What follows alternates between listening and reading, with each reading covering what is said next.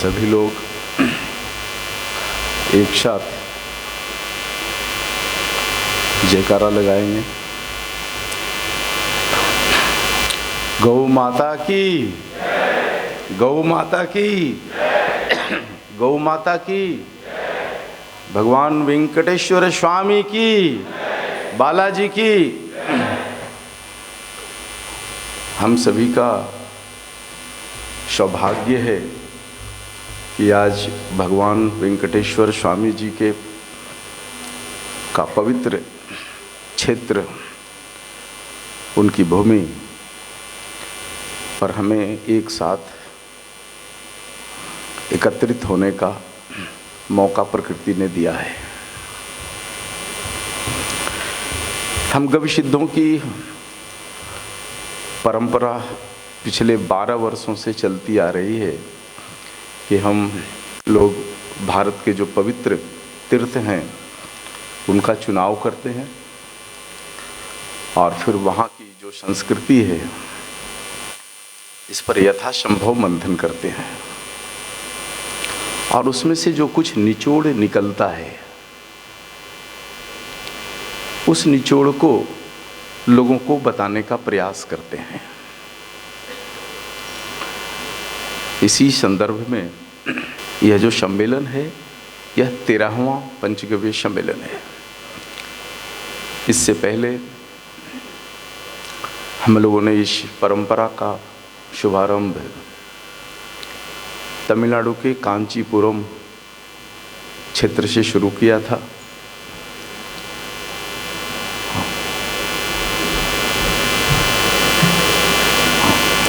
हमारा दूसरा पड़ाव महाराष्ट्र, भगवान दत्तात्रेय जी का पवित्र स्थल सांगली। उसके बाद हम लोगों ने चुनाव किया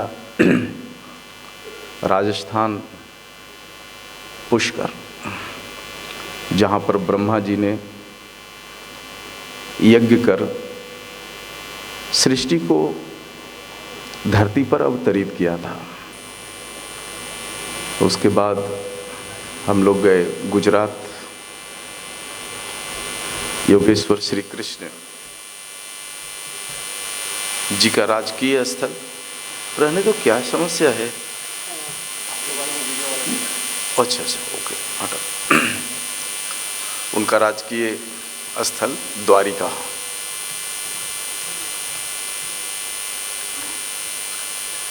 उसके बाद भगवान श्री कृष्ण की कर्म भूमि हरियाणा का कुरुक्षेत्र। इसके बाद भारत का पूर्वी तट जगन्नाथपुरी, जहाँ पर भगवान श्री कृष्ण जी का हृदय आज भी धड़कता है। उसके बाद हमारे देश में लॉकडाउन का एक लंबा दौर रहा। इस दौर में हमने कांचीपुरम में ही, विद्यापीठम में ही किया सम्मेलन को।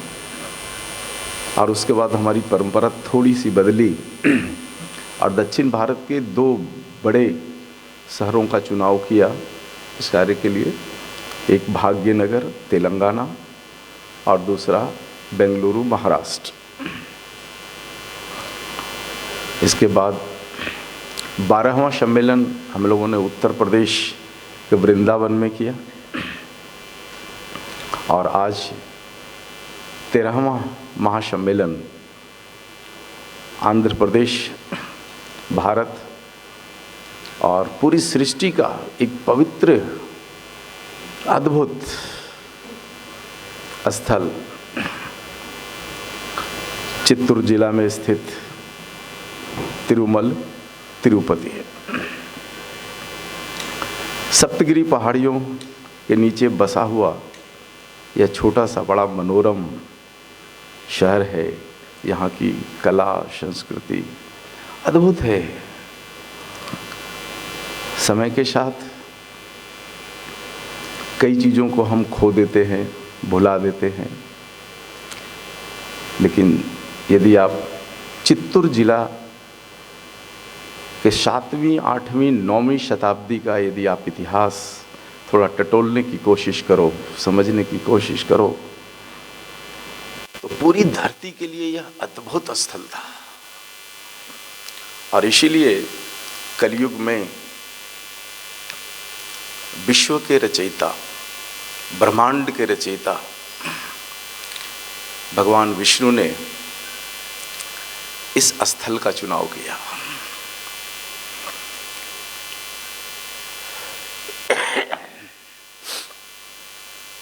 हमारा शरीर जो स्वयं विष्णु का अंश है,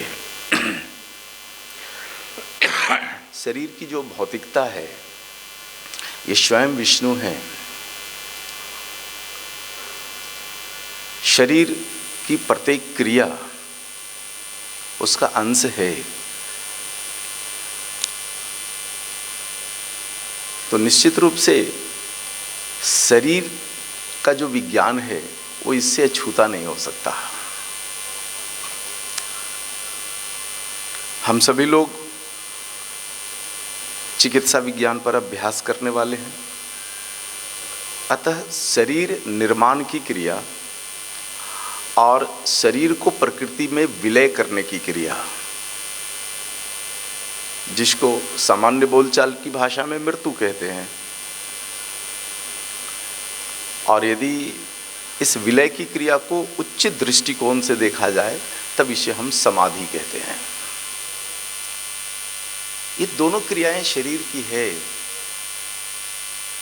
और चिकित्सा विज्ञान यदि शरीर का विषय है तो धरती पर अवतरण लेना, जीवन प्राप्त करना, शरीर धारण करना और शरीर को प्रकृति में विलय कर देना या मृत्यु को प्राप्त हो जाना, यह भी चिकित्सा शास्त्र का ही विषय होना चाहिए।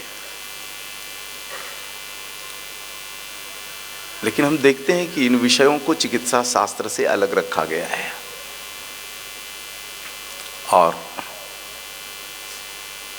इसे आध्यात्मिक विषय मान लिया गया है। लेकिन यदि हम अपने पुराने इतिहास को टटोलें, जो हमारा गौरवशाली इतिहास रहा है पूरी दुनिया में,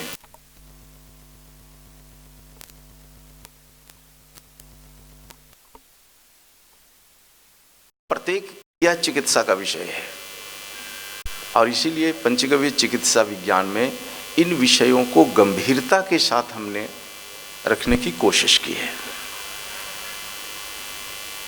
यदि स्वयं को समझना है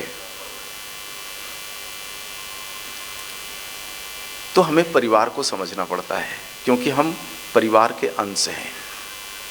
परिवार के बिना हमारे शरीर की उत्पत्ति संभव नहीं है।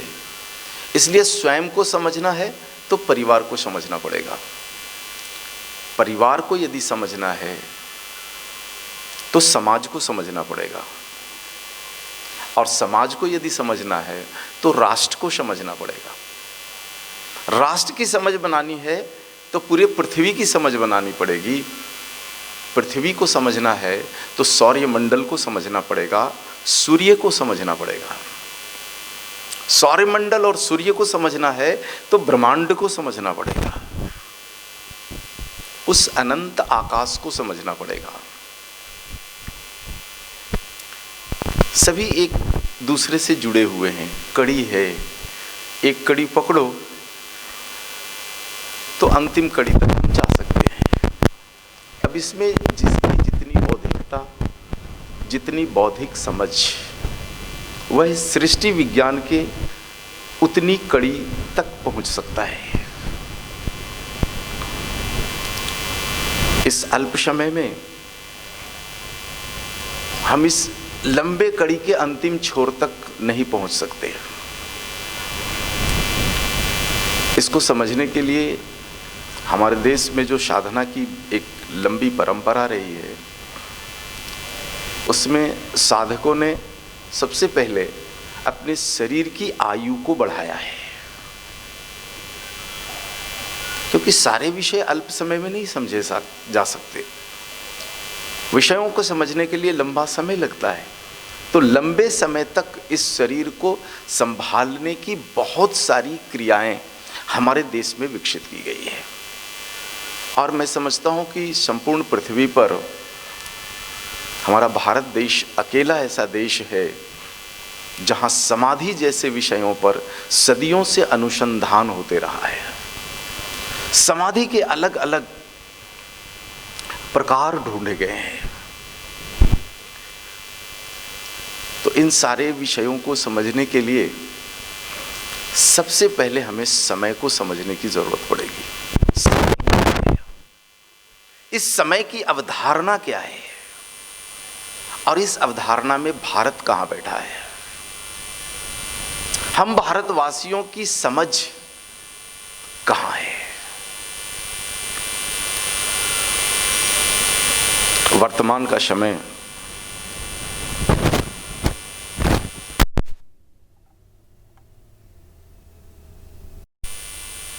वो इस समय की धारणा में कहां बैठा है?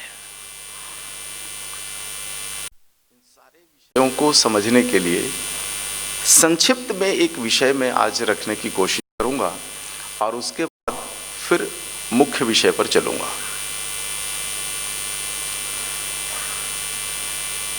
इस अनंत आकाश में जहां बहुत सारी आकाश गंगाएं हैं,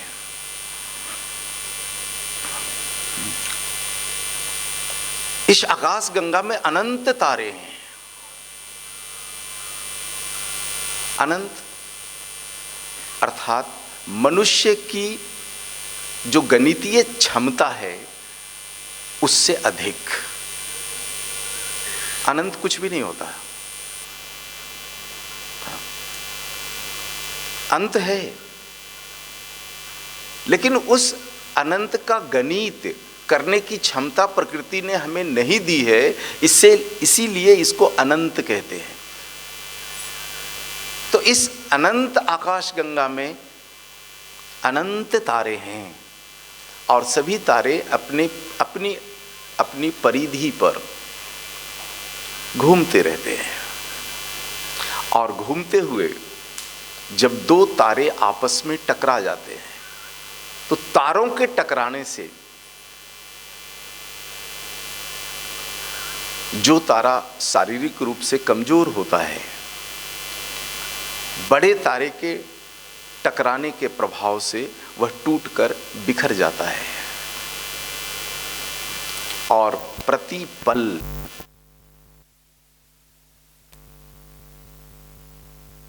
रहता है। तारों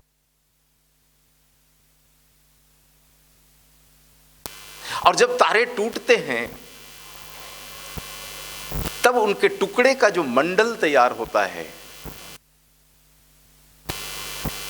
उसी में सृष्टि उत्पन्न होती है।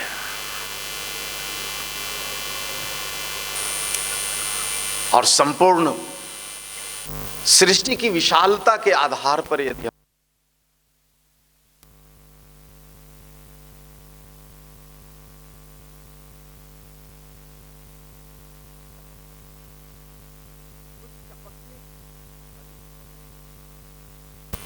वही उस बूंद का जीवन है।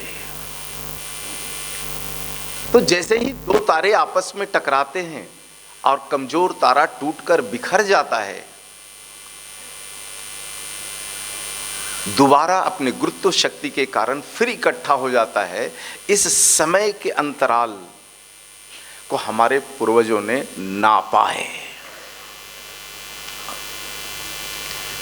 तो सूर्य नाम का तारा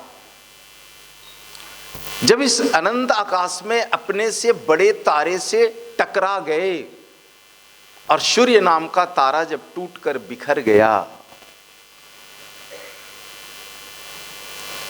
तो इसके सारे टुकड़े सूर्य नाम के तारे के चारों तरफ अपनी धुरी पर घूमते हुए एक निश्चित परिधि में घूमने लगे।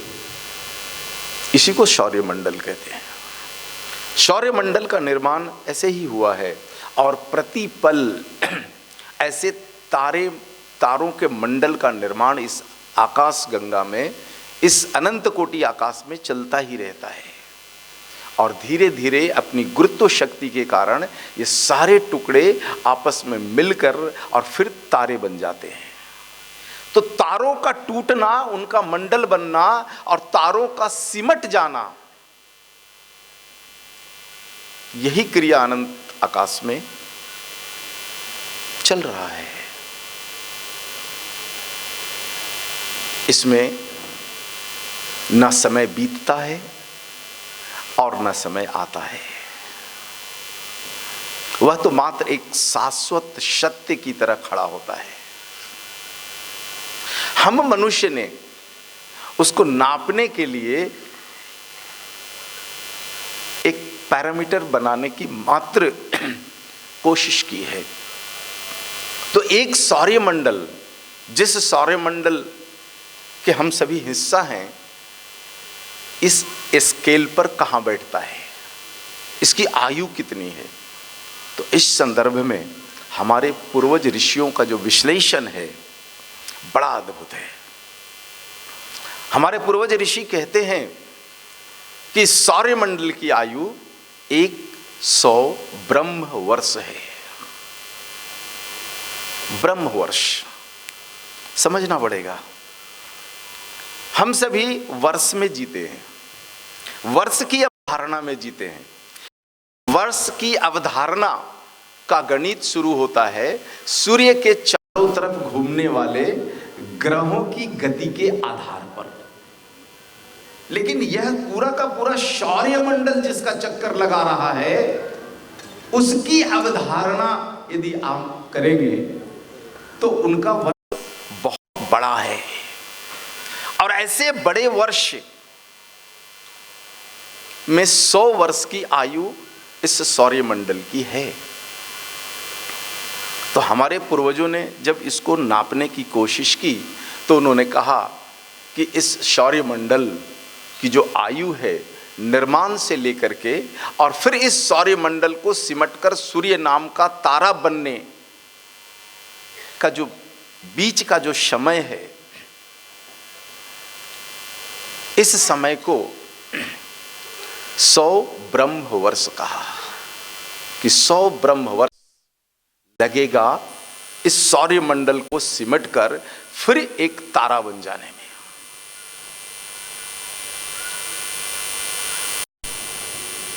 तो हम गणित लगाते हैं कि 100 वर्ष आयु है सौरमंडल की, तो इसका एक वर्ष कितना बड़ा होता है।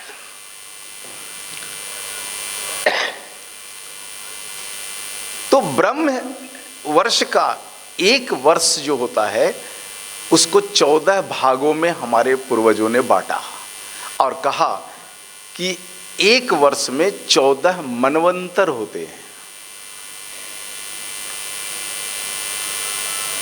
ब्रह्मा का यानी ब्रह्म का जो एक वर्ष है उसमें 14 मनवंतर होते हैं और एक मनवंतर में 71 महायुग होते हैं। 71 महायुग होते हैं और एक महायुग में 4 युग होते हैं।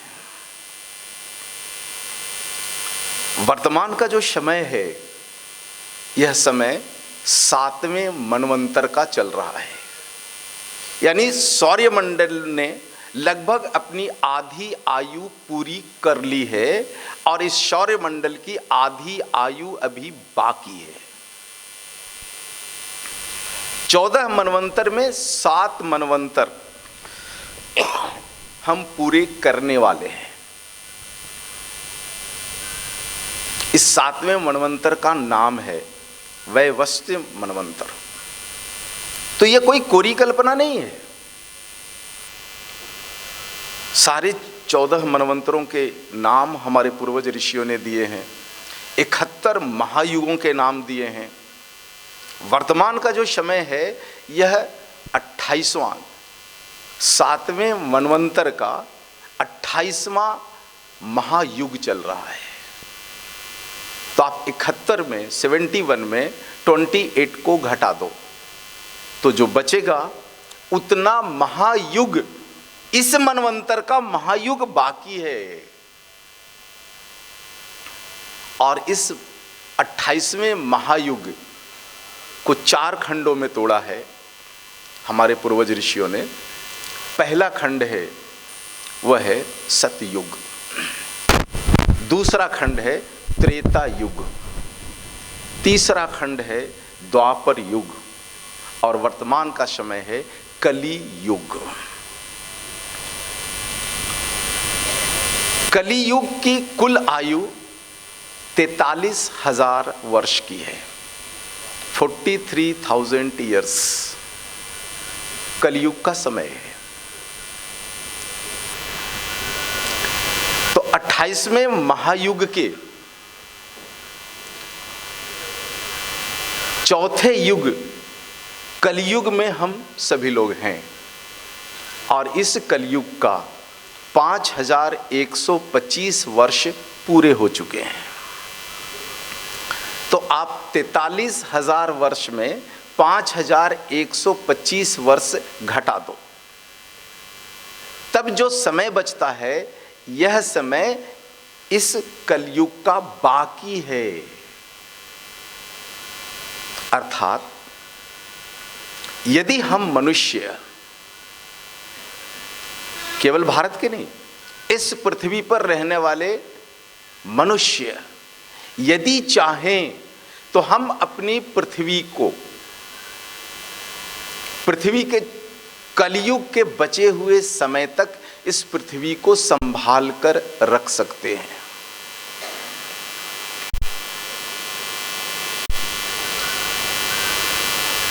तो ये समय की जो अवधारणा है हमारे पूर्वज ऋषियों की दी हुई, इसके आधार पर हम सभी लोग एक प्रयास करें कि पृथ्वी का जो समय, यह कलयुगी समय है, यह पृथ्वी निर्भीकता के साथ कैसे पूरा करे। इसी को आज के आधुनिक शब्दों के साथ यदि हम समझने की कोशिश करें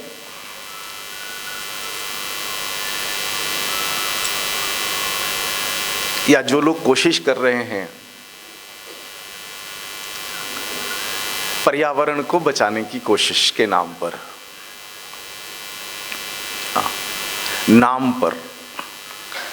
पर्यावरण यानी प्रकृति को बचाने की कोशिश नहीं हो रही है, लेकिन इसके नाम पर बहुत सारे काम चल रहे हैं।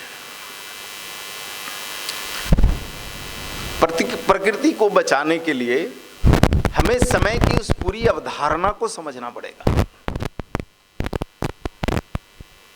तो प्रकृति जब अपने नई युग में प्रवेश करती है, हमने देखा कि हमारा जो सौर्य मंडल है इसने 6 मनवंतर पूरे किए हैं, 7वां मनवंतर चल रहा है।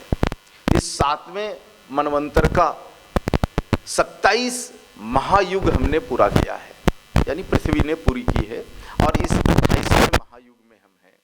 और इस 28वें महायुग के भी 3 चरण को पूरा किया है, चौथे चरण में है कलयुग।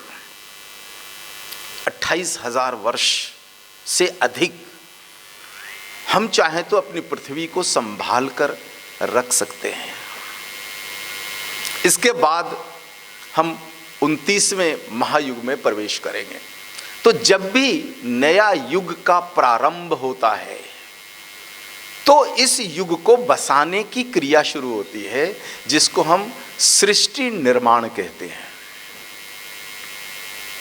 तो ये सारी क्रियाएं करता कौन है? कौन सी ऐसी ऊर्जा है, कौन सी ऐसी शक्ति है जिनके द्वारा ये क्रियाएं होती है? उसी ऊर्जा का नाम है भगवान विष्णु। तो भगवान विष्णु जो ऊर्जा के रूप में हैं, जब भी नया युग का प्रारंभ होता है उस युग के भूगोल और वातावरण के आधार पर वे भी अपना शरीर धारण करते हैं, और उस शरीर के साथ उस लोक में जीते हुए अपने जीवन निर्वाह के आधार पर जिन चीजों को तैयार करते हैं,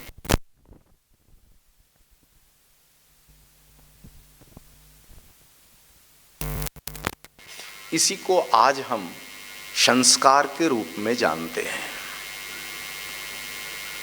तो यहां पर हमें भगवान विष्णु के स्वरूप को समझना पड़ेगा। यह अनंत कोटि आकाश ब्रह्मांड का जो स्वरूप है, या कहें तो हम यह अनंत कोटि ब्रह्मांड जो है वह विष्णु ऊर्जा है। और जब कभी नए युग का प्रारंभ होता है, ये ऊर्जा शरीर धारण करते हैं।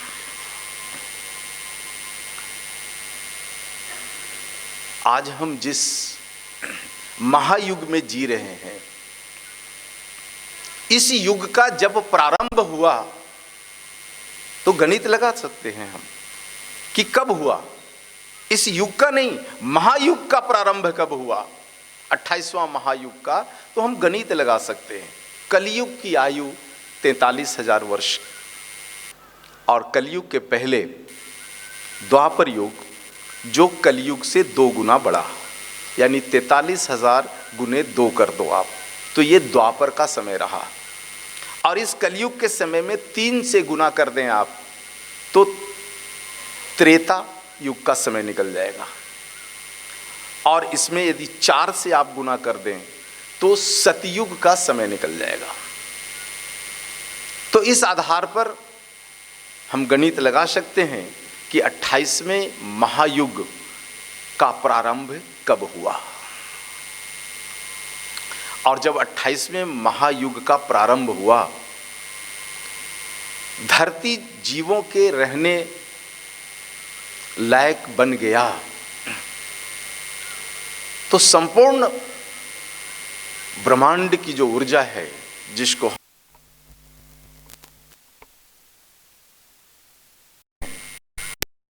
उन्होंने शरीर धारण किया, ताकि इस पृथ्वी पर रहने वाले 84 लाख जीव जंतुओं में, वनस्पतियों में संस्कार का भाव जागृत हो जाए।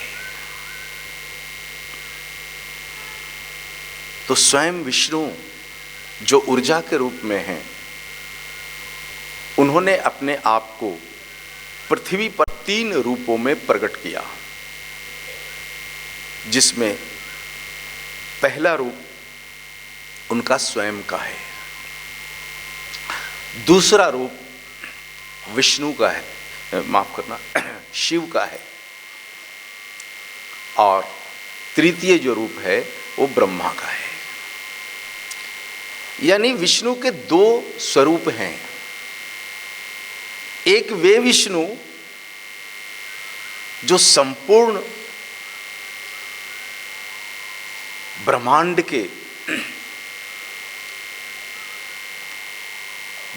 का स्वरूप में है, और दूसरा जिन्होंने संस्कार प्रत्यारोपित करने के लिए अपना दूसरा स्वरूप धारण किया है। आज हम लोग ब्रह्मा विष्णु महेश के स्वरूप में जिनको जानते हैं, वह विष्णु रूपी ऊर्जा का वही स्वरूप है। तो विष्णु के 2 रूप हो गए, एक जिनसे ये तीनों ऊर्जाएं निकली, और एक मूल स्वरूप। जब 28वां महायुग प्रारंभ हुआ और पृथ्वी पर संस्कार देने की बात आई, तो भगवान विष्णु का सौर्यमंडलीय स्वरूप जो था, इस सौरमंडलीय स्वरूप ने शरीर धारण कर इस पृथ्वी पर जिस क्षेत्र का चुनाव किया वह क्षेत्र था त्र्यंबकेश्वर। पूरे पृथ्वी का एक अद्भुत भूखंड, महाराष्ट्र, वर्तमान में महाराष्ट्र स्थित त्र्यंबकेश्वर, जहां पर भगवान विष्णु ने संपूर्ण पृथ्वी पर संस्कार प्रत्यारोपण के लिए अपना शरीर धारण किया और सतयुग को संस्कार युक्त बनाया। समय के साथ सौरमंडल के सारे ग्रह और उपग्रह घूमते हुए एक सीधी रेखा में आ गए और पृथ्वी पर उथल पुथल हुआ। सारा संस्कार पांचों महाभूतों के उथल पुथल में पट गया और वहीं से फिर शुरू होता है त्रेता युग। फिर भगवान विष्णु की आवश्यकता हुई इस धरती पर शरीर धारण करने की, और त्रेता कालखंड में उन्होंने इस पृथ्वी के जिस भूभाग का चयन किया है उस भूभाग का नाम है नारायणगिरी, जो कर्नाटक में है। और वहां से उन्होंने त्रेता कालखंड में पूरे पृथ्वी पर संस्कार दिए। समय के साथ फिर सौरमंडल के सारे ग्रह एक संयोग, एक सीधी रेखा में आ गए। सूर्य का गुरुत्वाकर्षण शक्ति और सारे ग्रह रूपी पिंडों का गुरुत्वाकर्षण शक्ति जब एक कोणीय हो गया तो फिर पांचों महाभूतों में उथल पुथल हुआ और पूरी सृष्टि में जो परिवर्तन आया, परिवर्तन लाने का जो कारण बना, इसी कारण को प्रलय कहा गया। त्रेता कालखंड पूरा हुआ, प्रलय में पृथ्वी समावेश कर गई और फिर एक नए युग का प्रारंभ हुआ जिसको द्वापर युग कहा गया। द्वापर युग जब शुरू हुआ तो फिर इस पृथ्वी के 84 लाख जीव जंतु और वनस्पतियों में एक संस्कार देने का विषय शुरू हुआ। तो फिर भगवान विष्णु ने फिर शरीर धारण किया और इस पृथ्वी पर जिस स्थान का चुनाव किया उस स्थान का नाम है सिंहाचलम, जो आज आंध्र प्रदेश का हिस्सा है। तो द्वापर में शिव ऊर्जा ने इस पृथ्वी पर सिंहाचलम का चुनाव किया। यह स्थान विशाखापट्टनम के पास में है, नारायणगिरी बेंगलुरु के पास में है। और इसी प्रकार से सूर्य के चारों तरफ सारे ग्रह घूमते हुए एक संजोग फिर सीधी रेखा में आ गए और सभी ग्रहों का और सूर्य का गुरुत्वाकर्षण एक कोणीय हो गया और फिर पृथ्वी पर उथल पुथल हुआ, जिसको हम प्रलय के नाम से जानते हैं। सारी सृष्टि पंच महाभूतों में विलीन हो गई और फिर इस पृथ्वी पर एक नए युग का प्रारंभ हुआ जिसको हम कली युग कहते हैं। कली युग का जब प्रारंभ हुआ तो इस महायुग में सबसे अल्प आयु कलियुग का है, 43,000 वर्ष। द्वापर इससे 2 गुना बड़ा, त्रेता 3 गुना बड़ा और सतयुग 4 गुना बड़ा। तो कलयुग में फिर से 84 लाख जीव जंतु और वनस्पतियों में संस्कार की जब बात आई तो फिर से भगवान विष्णु अर्थात क्या, भूमि जल अग्नि वायु और आकाश का जहाँ मिलन हो जाता है, इन पांचों जब मिलकर एक लय हो जाते हैं जहां भी, वह भगवान है। हमारा शरीर 5 महाभूतों का बना हुआ है, अर्थात हम भगवान हैं। जिसने भी शरीर धारण किया, 84 लाख जीव जंतु और वनस्पति, ये सभी भगवान हैं, क्योंकि सभी में भूमि जल अग्नि वायु और आकाश का समावेश है। तो भगवान विष्णु अर्थात वह विष्णु ऊर्जा जिसने शरीर धारण कर लिया, वह भगवान हो गया। तो भगवान विष्णु को फिर से कलयुग पर आना पड़ा संस्कार देने के लिए।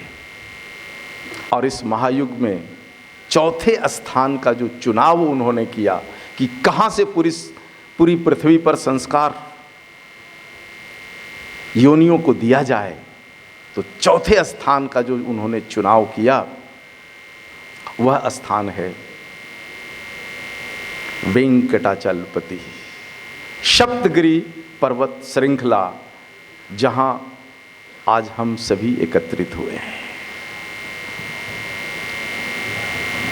तो चारों युगों में भगवान विष्णु ने पृथ्वी पर जिन स्थलों का चुनाव किया, हम सभी का सौभाग्य कि ये चारों स्थल हमारी मातृभूमि का हिस्सा है। भगवान विष्णु ने न तो पाताल लोक का चुनाव किया, न आकाश लोक का चुनाव किया, भूमि का चुनाव किया, और एक ऐसे भूखंड का चुनाव किया जिस भूखंड को हमारे पूर्वज ऋषि जम्बू द्वीप के नाम से जानते आए हैं। यह द्वीप है जिसको जम्बू द्वीप कहा गया। और चारों युगों में भगवान विष्णु ने संस्कार प्रत्यारोपित करने के लिए मात्र जम्बू द्वीप का चुनाव किया है। आज उस जम्बू द्वीप के भारत खंड के सप्तगिरी पर्वत श्रृंखला, जहां से प्रारंभ है, वहां पर स्थित तिरुपति शहर में हम सभी बैठे हैं। तो इस स्थल का यही पुराण है, जिसको हम स्थल पुराण कहते हैं। यह तिरुपति का स्थल पुराण है। इन विषय वस्तुओं को खोजने के लिए जिन पुराणों का सहारा मैंने लिया है, उसमें वराह पुराण, पद्म पुराण और स्कंद पुराण है। पुराण का अर्थ क्या है? इतिहास। आज की भाषा में इसको हिस्ट्री कहते हैं।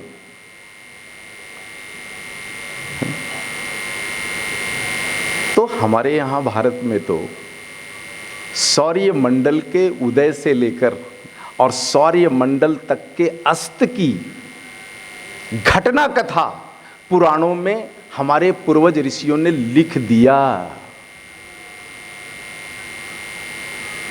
लेकिन हमारा दुर्भाग्य इस कलयुग में रहा कि हम सभी लोग 700 वर्ष तक दूसरे के अधीन रहे, गुलाम रहे, और गुलामी के दौरान इन चीज़ों को मिटाने का भरसक प्रयास किया गया। और इसमें एक प्रयास यह भी हुआ कि जो हमारी हिस्ट्री है, जिसको हम पुराण कहते हैं, इन पुराणों को झूठा शास्त्र घोषित किया गया।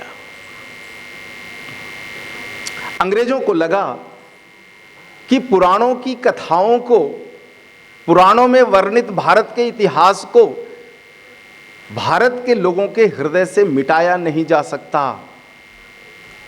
तब उन्होंने जो उपाय ढूंढे, वह उपाय था कि इन पुराणों को झूठा शास्त्र घोषित कर दिया जाए। और अंग्रेजों ने हमारे 18 इतिहास, पहला मनवंतर से लेकर 6ठे मनवंतर तक का इतिहास और 27 महायुगों का इतिहास 18 खंडों में जो वर्णित था, इसको झूठा शास्त्र घोषित कर दिया और अपनी भाषा में उसका नाम उन्होंने दिया माइथोलॉजी। दुर्भाग्य हमारा, दुर्भाग्य आने वाली पीढ़ियों का कि इस देश में जिन्होंने शिक्षा का पूरा ठेका ले रखा है, जिसको यूनिवर्सिटी ग्रांट कमीशन कहते हैं, विश्वविद्यालय अनुदान आयोग जिसको कहते हैं, इन ठेकेदारों ने आज भी भारत के विश्वविद्यालयों में माइथोलॉजी की पढ़ाई कराते हैं और उसमें पीएचडी देते हैं।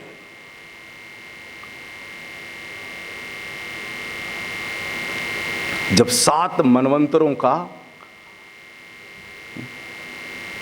और 28 महायुगों का इतिहास यदि झूठा है, तो किस दम पर यूनिवर्सिटी ग्रांट कमीशन इसमें भारत के बच्चों को पीएचडी करवाती है, जिसको विश्व का सबसे ऊंचा शिक्षा अलंकरण माना जाता है। आज हम सभी युवा पीढ़ियों के लिए प्रश्न है, यदि हमारा इतिहास झूठा है तो इसे विश्वविद्यालय में क्यों पढ़ाते हो?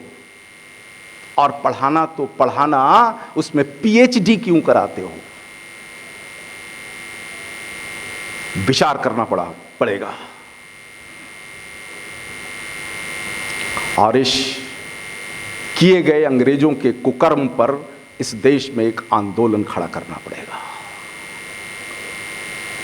यदि हमारा इतिहास झूठा है, बंद करो नौटंकी, और यदि हमारा इतिहास जीवंत है तो ये मैथोलॉजी नहीं है।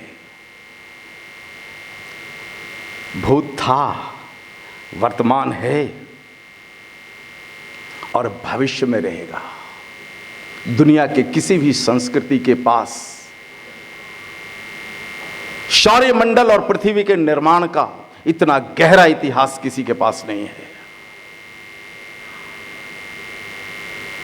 तो मैं विनम्रता पूर्वक आप सभी से निवेदन करता हूं कि अपने 18 पुराणों को अपना इतिहास मानकर एक बार पढ़िए, टटोलिए, दिमाग के सारे पट खुल जाएंगे कि हमारे पूर्वज ऋषि साधारण मनुष्य नहीं थे।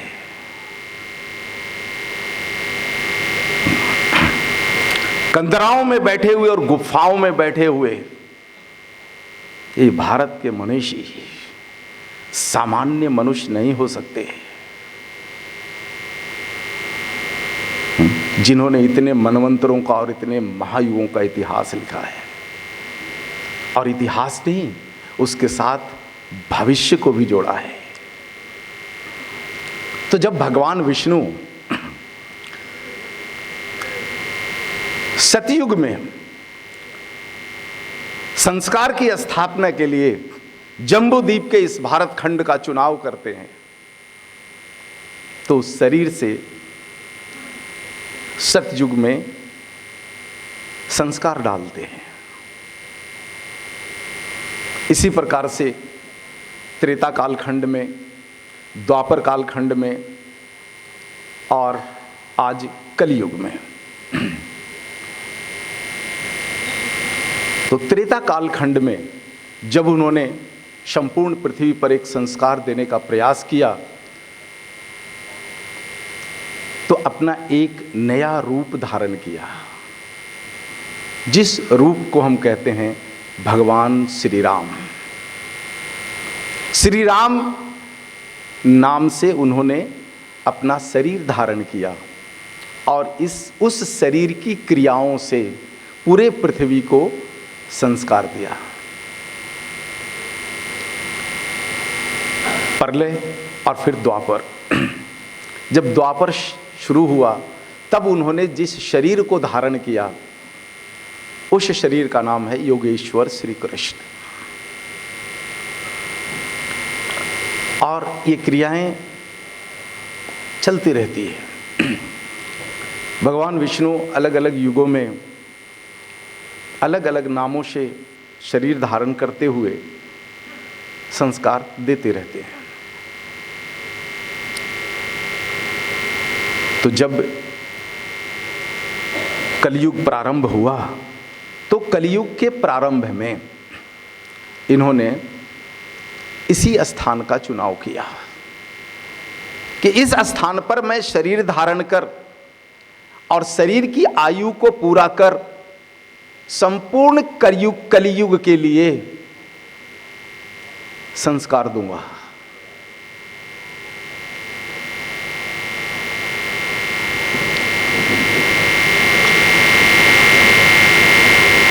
तो उन्होंने जिस शरीर को धारण किया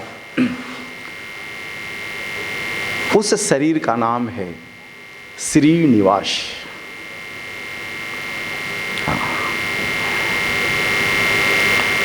इसकी पौराणिक कथा बहुत लंबी है। मैं पिछले मनवंतरों तक तो नहीं पहुंच पाया, लेकिन हमारे पुराणों में इस 28वें महायुग के प्रारंभ से विष्णु ने जितने कदम उठाए वहाँ तक पहुँचने की कोशिश की और उसमें से जो कुछ भी मिला उसी अंश को आज मैं आप सभी के सामने रखने की कोशिश कर रहा हूँ।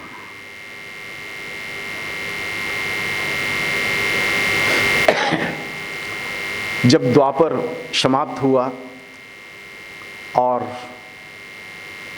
पृथ्वी के सारे ग्रह एक कोणीय हो गए तो सूर्य और दूसरे सारे ग्रहों के गुरुत्वाकर्षण शक्ति के कारण पृथ्वी के 5 महाभूतों में जो उथल पुथल हुआ, जिसको हम प्रलय के नाम से जानते हैं, तो प्रलय में जब पूरी पृथ्वी डूब गई, जलमग्न हो गया, क्योंकि पृथ्वी के शरीर में सबसे बड़ा जो दृश्य वाला अंश है वह जल का अंश है। तो जब पूरी पृथ्वी जल में डूब गई और विष्णु जी को संस्कार देने के लिए शरीर धारण करना था, तब उन्होंने भगवान वराह से प्रार्थना की है कि आप हमें इस पृथ्वी पर एक स्थान दे दो जहां मैं निवास करते हुए इस पूरे कलयुग में 84 लाख जीव जंतु और वनस्पति अपना जीवन यापन कैसे करें, इसका संस्कार दे दूं। तो जब भगवान वराह ने पूछा कि इस पृथ्वी पर कौन सी ऐसी जगह है जहां से आप संस्कार देंगे, तो भगवान विष्णु कहते हैं कि इस कलयुग में मात्र एक ही स्थान है और वह है सप्तगिरी पर्वत श्रृंखला, जहाँ से मैं पूरे विश्व को संस्कार दे सकता हूँ। इसलिए यह भूमि हमें दान स्वरूप आप दे दो।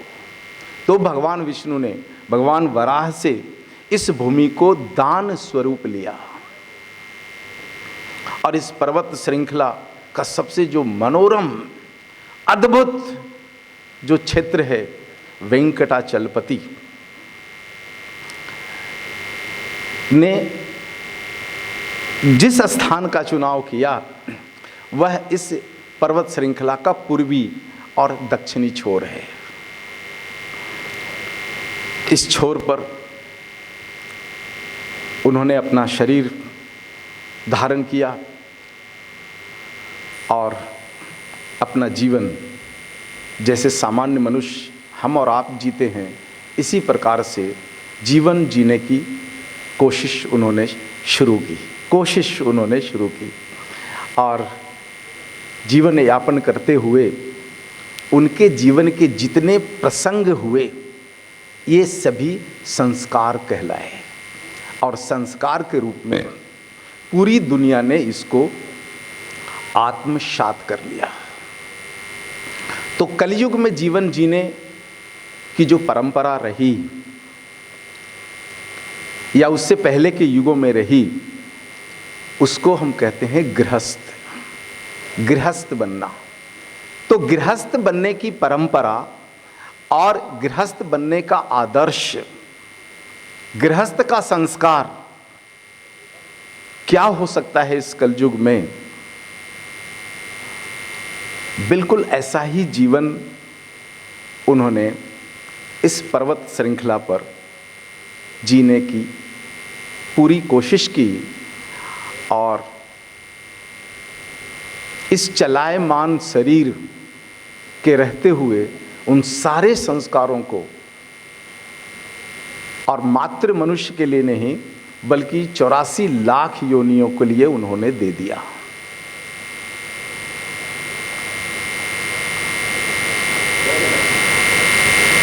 तो अब हम चलते हैं उनके जीवन दर्शन पर कि उनका जीवन कैसा रहा। तो भगवान विष्णु जब त्रेता कालखंड में पुरुषोत्तम श्री राम के शरीर में रहते हुए संस्कार दे रहे थे, तब उनके जीवन में एक प्रसंग आया, एक विषय आया, और वो विषय था रावण से युद्ध का विषय। क्योंकि उस समय प्रकृति के नियमों का उल्लंघन करने वाला सबसे बड़ा व्यक्तित्व इस धरती पर रावण थे। रावण ने अपने जीवन में बहुत सारी गलतियां की थी और शरीर को अमर होने का वरदान प्राप्त कर लिया था।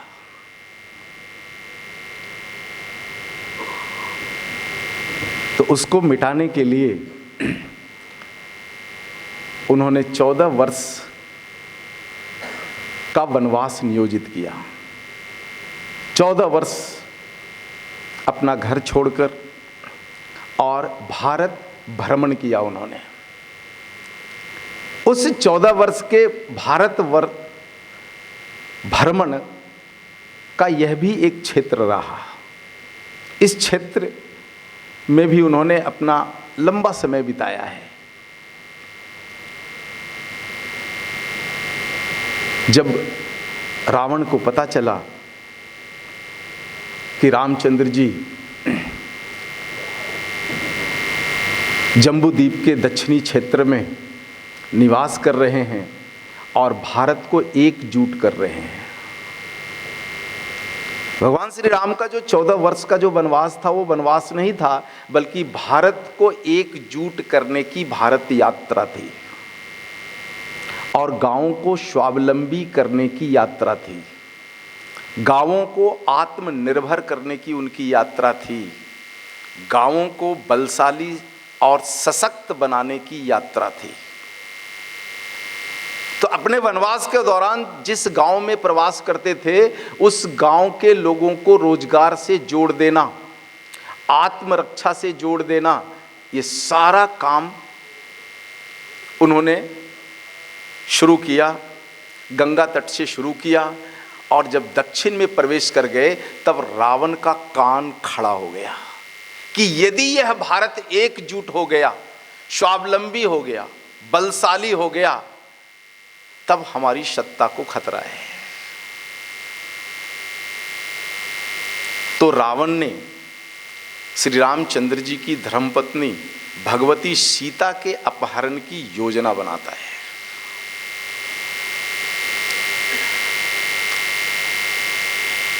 उनकी धर्मपत्नी को का अपहरण कर लिया जाए, मानसिक रूप से परेशान कर दिया जाए और जिस भारत को जोड़ने के अभियान में पुरुषोत्तम श्री रामचंद्र जी चल रहे हैं, उनके अभियान को खत्म बंद कर दिया जाए।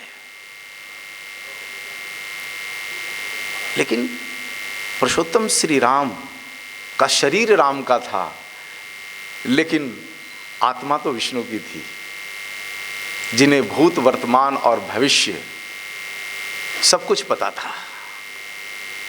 योजना को बनने दिया गया और वनवास के दौरान जब रावण भगवती सीता का अपहरण करने के लिए जब यहां आती हैं, तो अग्निदेव एक खेल खेलते हैं और भगवती सीता को से निवेदन करते हैं कि आप पाताल लोक चलिए, आपकी सुरक्षा की सारी व्यवस्था हमने कर रखी है वहां पर। और अग्निदेव अपनी धर्मपत्नी स्वाहा के पास भगवती सीता को सुरक्षित रख देते हैं।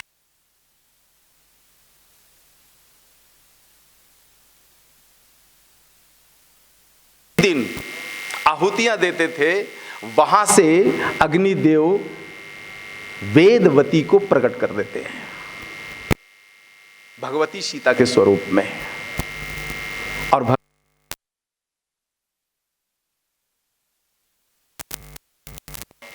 विराजमान हो जाती है। वेदवती को क्यों प्रकट किया गया, तो इसकी भी एक लंबी कहानी है, यानी घटना है। यौवन काल में रावण ने वेदवती नाम की कन्या से छेड़छाड़ किया था, दुर्व्यवहार किया था, और उस दुर्व्यवहार के कारण वेदवती ने आत्मदाह कर लिया था। तो उस आत्मा के पास रावण के प्रति प्रतिशोध की भावना थी, इसलिए अग्निदेव ने वेदवती को भगवती सीता के स्वरूप में प्रकट कर दिया। रावण को पता नहीं चला, वह अपनी सत्ता, धन और अमरत्व के भाव के घमंड में इतना फूला हुआ था कि वह इस विषय को समझ नहीं पाया, और भगवती सीता के स्थान पर वेदवती का अपहरण कर लिया।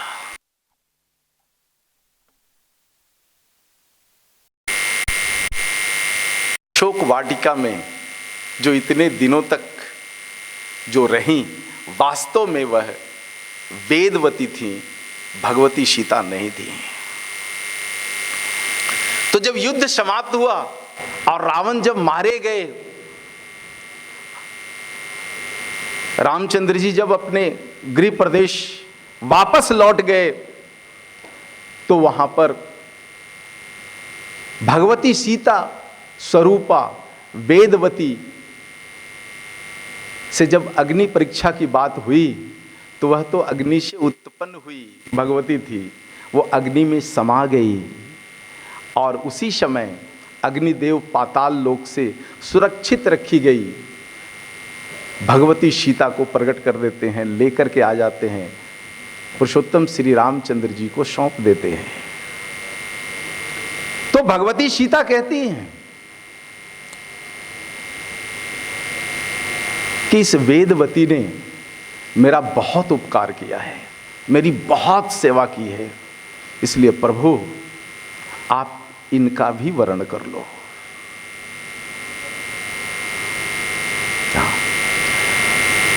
मेरे शरीर को सुरक्षित रखने में सबसे जो बड़ी ऊंची भूमिका का निर्वहन की है वेदवती, ये अब कहाँ जाएगी, आप इन्हें धारण करो। तो पुरुषोत्तम श्री रामचंद्र जी कहते हैं, भगवती यह त्रेता युग है, और त्रेता युग में मैं एक आदर्श पुरुष के रूप में हूं, इसलिए मैं आपके रहते किसी और का वर्णन नहीं कर सकता, लेकिन आपको वचन देता हूं मैं कि कलियुग में जब मैं अवतरण में आऊंगा, तब इस वेदवती का वर्ण करूंगा।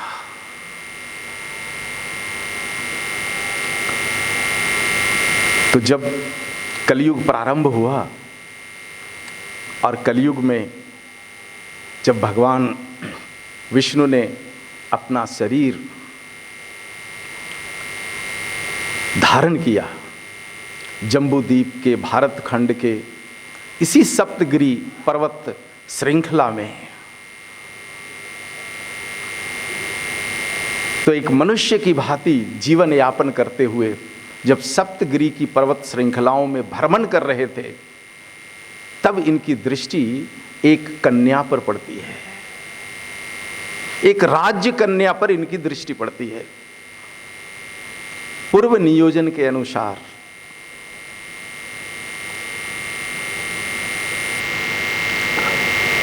उनका आकर्षण उस कन्या के प्रति हो जाता है और उस कन्या का आकर्षण इनके प्रति हो जाता है।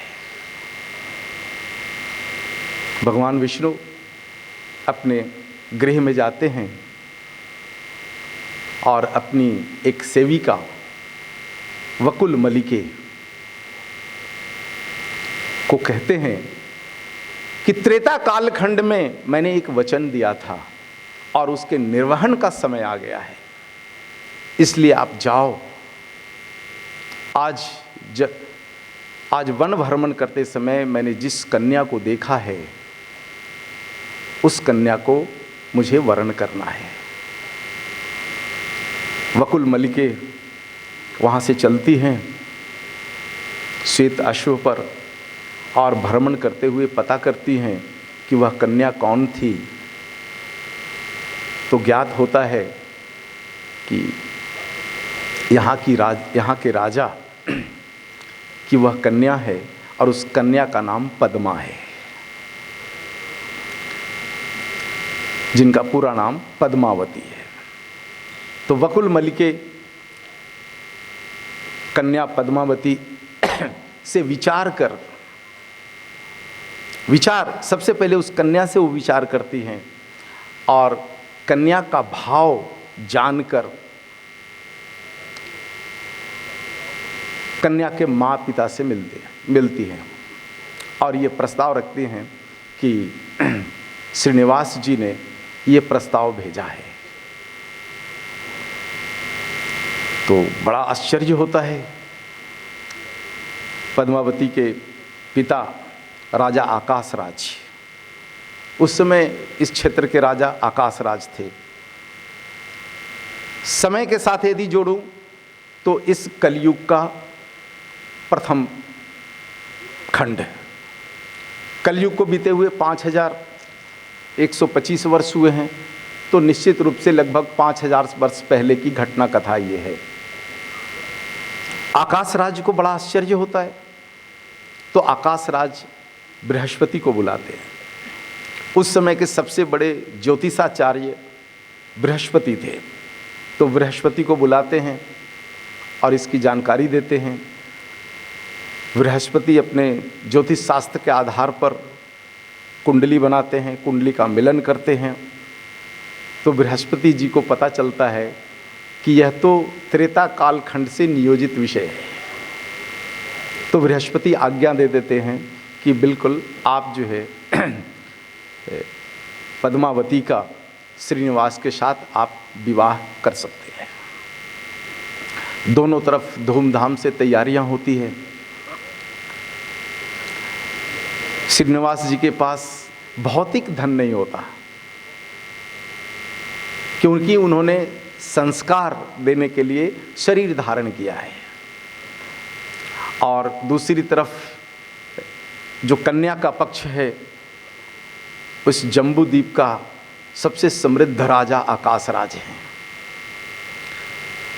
तो देखो, यहाँ पर एक विषय समझने की है कि विवाह, इस कलयुग में विवाह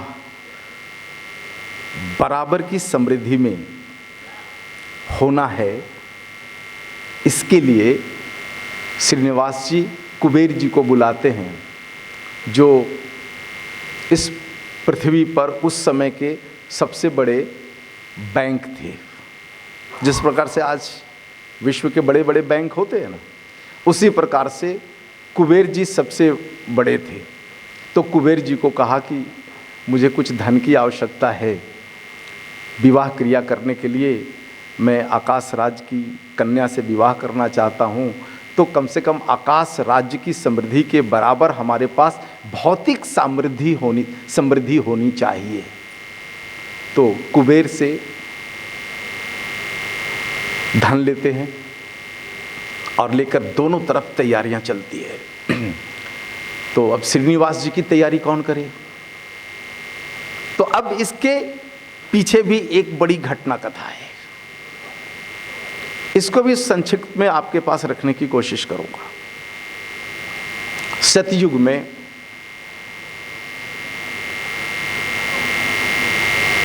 नहीं, माफ करना, सतयुग नहीं, इस महायुग के पहले जब भगवान विष्णु शरीर धारण किए थे और अपनी धर्मपत्नी लक्ष्मी जी के साथ जब अपने गृह में थे, उस समय भृगु ऋषि के साथ एक अपमान हुआ। भृगु ऋषि ने उनका एक अपमान किया, ऐसा उनकी धर्मपत्नी लक्ष्मी जी कहती है। तो इससे लक्ष्मी जी क्रोधित हो गई थी और उन्होंने कहा कि विष्णु जी, मैं इस लोक को अब छोड़ दूंगी, क्योंकि इस लोक में ऋषि भृगु ने आपका अपमान किया है। अब वो एक घटना है, उस पर नहीं जाऊंगा क्योंकि वो बहुत लंबा विषय हो जाएगा। और इसीलिए लक्ष्मी जी जो है अपने लोक से निकलकर और पृथ्वी लोक पर आ जाती हैं और उन्होंने अपना जो निवास स्थान चुना, इसी जम्बूद्वीप को चुना। और इसी जम्बूद्वीप के भारत खंड में जो आज कोल्हापुर है, महाराष्ट्र का कोल्हापुर, उस स्थान का उन्होंने चुनाव किया और कोल्हापुर में रहने लग गई। इधर विष्णु जी श्रीनिवास के रूप में सप्तगिरी पर्वत श्रृंखला में रहने लग गए। और जब विवाह की तैयारियां हुई तो घर में विवाह की तैयारी कौन करे? तो देखो यहाँ पर जो बड़ा विषय है, समझने का जो विषय है कि बिना धर्मपत्नी के गृहस्थ जीवन की कोई तैयारी नहीं हो सकती है। इसलिए भगवान विष्णु ने कोल्हापुर में विराजित लक्ष्मी जी से निवेदन किया और लक्ष्मी जी सप्तगिरी पर्वत श्रृंखला आती हैं और अपने पति के विवाह की तैयारियां शुरू कर देती हैं। और साक्षात लक्ष्मी अपनी सहेलियों के साथ आती हैं और भगवान विष्णु का श्रृंगार करती है। अब इनके परिवार में कोई है नहीं, तो बारात कौन जाए?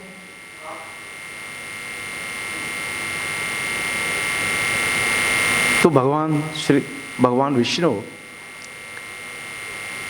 अन्य लोक के देवताओं से आह्वान करते हैं और पृथ्वी के देवताओं से और ऋषियों से आह्वान करते हैं कि मेरे परिवार में भी कोई नहीं है और बिना बारात के शादी नहीं हो सकती, बिना बाराती के शादी नहीं हो सकता, तो कृपया आप लोग बाराती बन करके आ जाइए। तो साक्षात ब्रह्मा ने शरीर धारण किया, साक्षात वह विष्णु जो इस लोक से परे हैं, उन्होंने शरीर धारण किया। शिव ऊर्जा ने शरीर धारण किया, सारे ऋषि आए, सारे गण आए, सारे देवता आए, सारी देवियां आई और ये सभी बाराती के हिस्सा बने। और उस समय भगवान विष्णु वाहन के रूप में गरुड़ का आह्वान करते हैं।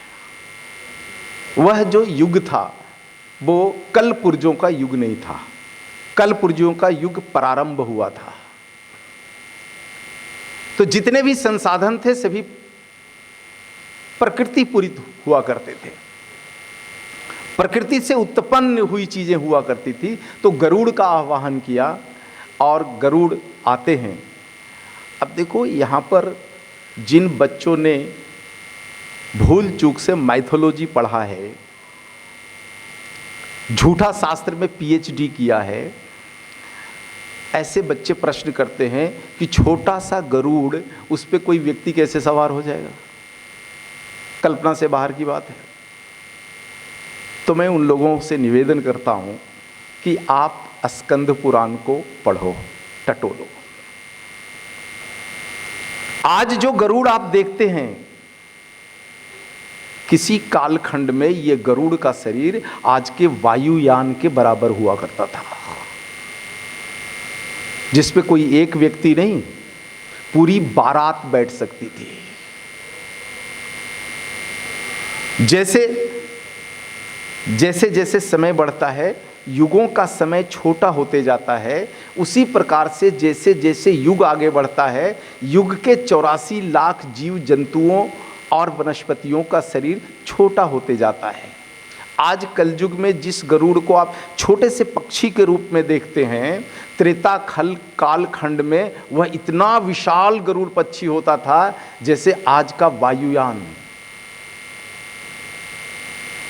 तो गरुड़ का आह्वान करते हैं, गरुड़ आते हैं और गरुड़ पर भगवान विष्णु, जो शरीर रूप से श्रीनिवास के नाम से जानते हैं, विराजमान होते हैं और उस पर उनकी धर्मपत्नी लक्ष्मी विराजमान होती है। और वहाँ से वायुयान से, गरुड़ रूपी वायुयान से जो है वहाँ से बाराती चलती है। और पीछे पीछे कौन चल रहे हैं बाराती में? ब्रह्मा, विष्णु, महेश, 3 ऊर्जाएं जिन्होंने शरीर धारण किया है साक्षात। ये सभी पृथ्वी लोक के नहीं हैं, दूसरे लोक से बाराती के लिए आए हैं। आप इस पूरे विषय को समझो। और पृथ्वी के सारे रहने वाले ऋषिगण, देवगण, ये सभी लोग बारात बन करके और वहाँ से चलते हैं। और चलते हुए आज हम जिस ऑडिटोरियम में बैठे हुए हैं, इसके बिल्कुल नज़दीक के जगह पर उनकी बाराती आती है। और इधर से आकाशराज अपनी कन्या का श्रृंगार कर और हाथी पर बैठ करके आते हैं और वर वधू का मिलन होता है। अब मिलन कैसे होता है, इस विषय को समझो आप। इनकी एक एक बारीकियों को समझिए और इसी को अपने जीवन में उतारने की जरूरत है। तो जैसे ही गरुड़ पर विराजे हुए श्रीनिवास जी और ऐरावत हाथी पर विराजमान पद्मावती श्रृंगार से पुरित जब दोनों का मिलन होता है, तो श्रीनिवास जी अपने गले का माला निकालते हैं और पद्मावती के गले में डाल देते हैं। और पद्मावती के हाथ में जो माला है वह श्रीनिवास जी के गले में डाल देते हैं। यानी वरमाला की परंपरा जो हमारी है वो यहीं से शुरू होती है। गृहस्थ धर्म में रहते हुए वैवाहिक बंधन में बंधने के लिए जो सबसे पहला चरण होता है, वर वधू को माला पहनाना, वो कोई कोरी मान्यता नहीं है, बल्कि कलयुग के प्रारंभ में शुरू किया गया भगवान विष्णु की परंपरा है।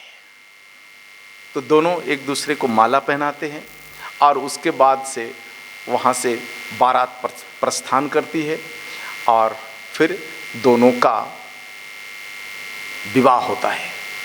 ये पूरा जो विवाह परंपरा है हमारे देश में, ये विवाह परंपरा यहीं से निकली हुई है।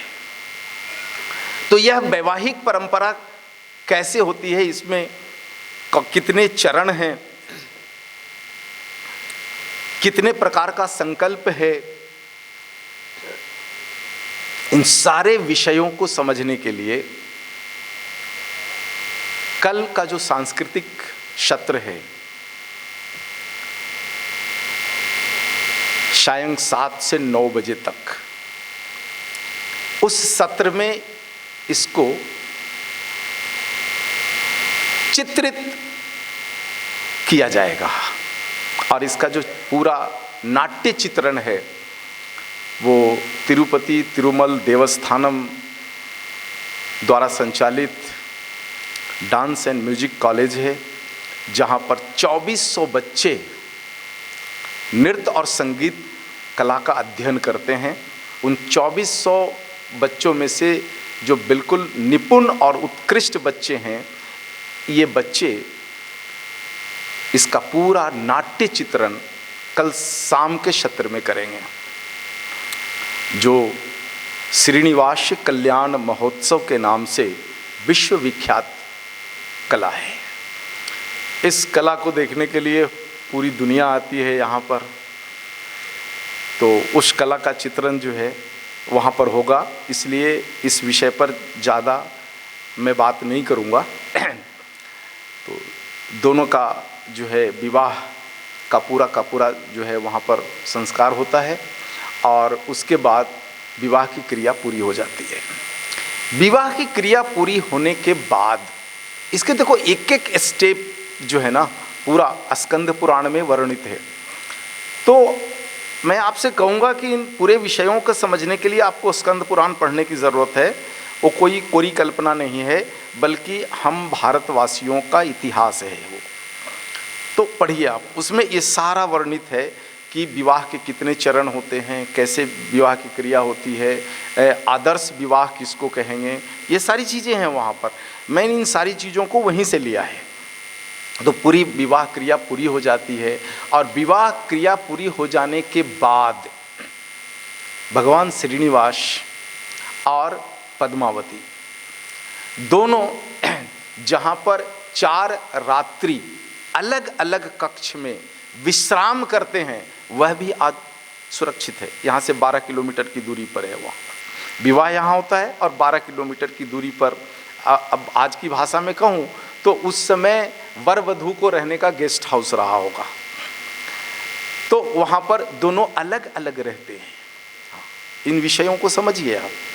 हाँ, दोनों को रहने की व्यवस्था अलग अलग की गई है और 4 दिन तक वहाँ पर निवास करते हैं और निवास करके जितने भी जो चरण हैं, इस सारे वैवाहिक कर्म के चरण को पूरा करते हैं और पूरा करने के बाद फिर जो है इनकी विदागी होती है। विदाई समारोह बड़ा अद्भुत है। भगवान श्रीनिवास का और पद्मावती जी का जो विदाई समारोह होता है बड़ा अद्भुत है। और वहीं से दहेज परंपरा भारत में शुरू हुई है। ये दहेज परंपरा कहीं से आई हुई नहीं है, दहेज परंपरा हमारे संस्कार का हिस्सा है। अब देखो, दहेज को विकृत कर दिया गया, इसलिए आज उसको प्रतिबंधित करने की जरूरत पड़ी है। लेकिन उस दहेज को यदि आप वास्तविक स्वरूप में समझने की कोशिश करेंगे तो बहुत ही उत्कृष्ट परंपरा है दहेज परंपरा। तो जब भगवान श्रीनिवास अपनी धर्मपत्नी पद्मावती को लेकर जब यहाँ से प्रस्थान करते हैं, उस समय का बड़ा मनोरम दृश्य है स्कंद पुराण में, कल आपको देखने को मिलेगा। तो दहेज में भगवान श्रीनिवास को क्या मिलता है? राजा आकाश राज क्या देते हैं दहेज में, और जितने बाराती आए हैं बारातियों को क्या देते हैं? बड़ा अद्भुत विषय है। तो सबसे पहला जो दहेज में मिलता है भगवान श्रीनिवास जी को, वो मिलता है 10 करोड़ गायें। हाँ। आकाश राज अपनी एकमात्र कन्या पद्मावती के विवाह में दहेज के रूप में सबसे पहले 10 करोड़ गाय दान करते हैं। दूसरे नंबर पर क्या दान करते हैं? अश्व, घोड़े, कुछ दर्जन हाथी, 3 जीव दान कर, 3 आकाशराज 3 जीव का दान करते हैं कन्यादान के बाद। पहला दान 10 करोड़ गाय, कुछ घोड़े और कुछ हाथी। तो इन तीनों जीवों में महात्म किसका हुआ? और वस्तु के रूप में क्या दान होता है? तो सबसे पहला वस्तु होता है 10 लाख घड़ा घी। यस, वर्णित है, मिट्टी के सजे हुए घड़ों, 10 लाख घड़ों में घी का दान आकाश राज करते हैं अपनी कन्या की विदाई में। और क्या देते हैं विदाई में दहेज के रूप में? तो आम का फल, कटहल का फल, कुष्मांडा का फल, ऐसी ऐसी वनस्पतियों को दहेज में आकाश राज देते हैं। और अंत में ये सब देने के बाद, ये सारा दान देने के बाद, अंत में सोने और चांदी से भरे हुए कुछ घड़े। तो आप इन पूरे लिस्ट को देखोगे ना, पूरा बड़ा लिस्ट है, कितना कितना दहेज मिला श्रीनिवास जी को, वर्णित है हमारे पुराणों में। क्या क्या मिला वर्णित है हमारे पुराणों में। तो आप देखोगे उसमें सोने और चांदी वाला जो विषय है ना, वो अंत में है और बहुत सूक्ष्म स्वरूप में है। सबसे बड़ा जो स्वरूप दहेज में है वो है गाय का दान। तो भगवान ने सबसे बड़ा दान जो दिया है अपनी कन्या के लिए वो है गौदान दिया है। और इसके बाद सारे जो बाराती आए हैं, सारे बारातियों को देखो, अपने दामाद को और अपनी बेटी को उत्कृष्ट चीज दान दिया उन्होंने। और अंत में जो ब्रह्मा विष्णु महेश ऋषि गण देवगण थे, उनको थोड़े थोड़े सोना चांदी धन दे दिया। आज भी हम अपने परिवार में सबसे बड़ा दहेज किसको देते हैं? बेटी को देते हैं। और बाराती को क्या है? 10 रुपए का, 20 रुपए का, 50 रुपए का, या समझ लो तो आज 500 रुपए का नोट देके निपटा देते हैं। तो आप समझ लो उस समय आकाश राज्य के समय जितने देवी देवता ऋषिगण थे ना, इनको 500 रुपए का नोट मिला, बस निपटा दिया उतने में। लेकिन बेटी दामाद को क्या दिया? तो इतना सारा दहेज प्राप्त करने के बाद श्रीनिवास जी बड़े प्रसन्न होते हैं और कहते, अपने ससुर को कहते हैं कि आज से आप मेरे गुरु हो। भगवान विष्णु अपने ससुर को गुरु मानते हैं उस समय। आपने अपनी कन्या दी है, आज से आप मेरे गुरु हो, भगवान के गुरु हो। यानी ससुर का सम्मान परिवार में पिता से ऊपर है। विषय को नोट करो। हाँ, पिता से ऊपर गुरु है। और श्रीनिवास जी ने आकाश राज को क्या माना? गुरु। आज से आप मेरे गुरु हैं, इसलिए आप कुछ वरदान मांगिए। तो गुरु अपने शिष्य से क्या वरदान मांगेगा? है? अब लेकिन चूंकि वो भगवान है तो देना है, इनको मांगना है। तो आकाश राज जी कहते हैं, प्रभु आपकी कृपा से हमारी समृद्धि में कोई कमी नहीं है। इतना सारा दहेज देने के बाद भी हमारी समृद्धि में कोई कमी नहीं आ रही है, इसलिए मैं क्या मांगूं? आप तो मुझे एक ही वरदान दीजिए कि हम पृथ्वी लोक के सारे जीव मनुष्य आपकी शरण में रहते हुए आनंद से जिए। यही वरदान मांगा है उन्होंने। तो एक राजा अपनी प्रजा के लिए क्या मांगता है, यह विषय इसमें आता है। और इतना दहेज देने के बाद भी आकाश राज की समृद्धि में कोई कमी नहीं होती है। यह इस बात को बताता है कि दहेज उतना ही होना चाहिए जितना में कोई गृहस्थ गरीब ना हो जाए। यह दहेज का एक सच्चा स्वरूप समझने की जरूरत है। इसी को आचार्य चाणक्य ने सत्ता के स्वरूप में इस बात को कहा है कि एक राजा को उतना ही कर वसूलना चाहिए जितना एक मधुमक्खी फूल से रस चूसती है। मधुमक्खियां फूल से जब रस चूसती है तो फूल का कुछ भी नहीं बिगड़ता। एक उत्कृष्ट राजा को उतना ही प्रजा से कर लेना चाहिए जितना में प्रजा यानी गृहस्थ का कुछ ना बिगड़े। आचार्य चाणक्य ने यहीं से लिया है इस विषय को। अपनी कन्या के लिए इतना ही दहेज स्वीकार्य होना चाहिए जितने में कन्या के पिता, कन्या के मां के परिवार का कुछ ना बिगड़े, वो गरीब ना हो जाए अपनी कन्या के विवाह में, अपने कन्या के दहेज में। ऐसे ऐसे बहुत सारे विषय को हमें सीखने और समझने की आवश्यकता है भगवान श्रीनिवास के जीवन से और उनकी गृहस्थी से। तो वहाँ से लेकर के चलते हैं अपनी धर्मपत्नी लक्ष्मी जी को गरुड़ पर बिठाकर, दोनों को गरुड़ पर बिठाते हैं और यहाँ से चलते हैं और बारातियों को फिर अपने अपने लोक में लौटने की अनुमति देते हैं कि आपने हमारा कार्य किया है, आकाश राज जी ने आपको भी कुछ दान दिया है, अब सभी आप अपने अपने लोक में लौट जाइए। तो वहाँ से बाराती सब अपने अपने लोक में चले जाते हैं और भगवान श्रीनिवास जी जो है सप्तगिरी पर एक स्थान है पुष्करणी, वहाँ पर चले जाते हैं और वहाँ पर आवास निर्मित करके और वहीं पर अपना एक उत्कृष्ट गृहस्थ जीवन जीते हैं।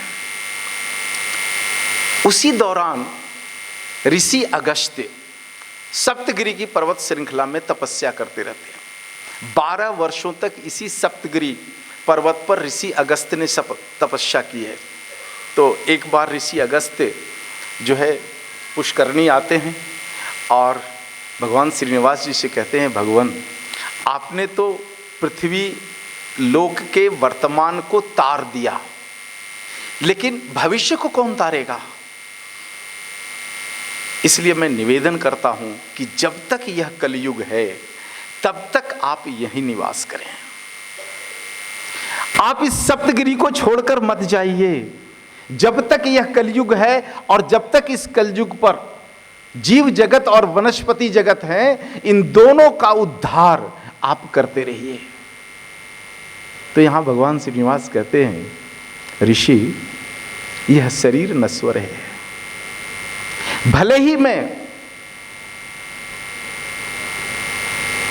भगवान हूं, वह ऊर्जा हूं जिससे पूरी सृष्टि बनी है, लेकिन यदि हमने शरीर धारण कर लिया तो शरीर को छोड़ना ही पड़ेगा।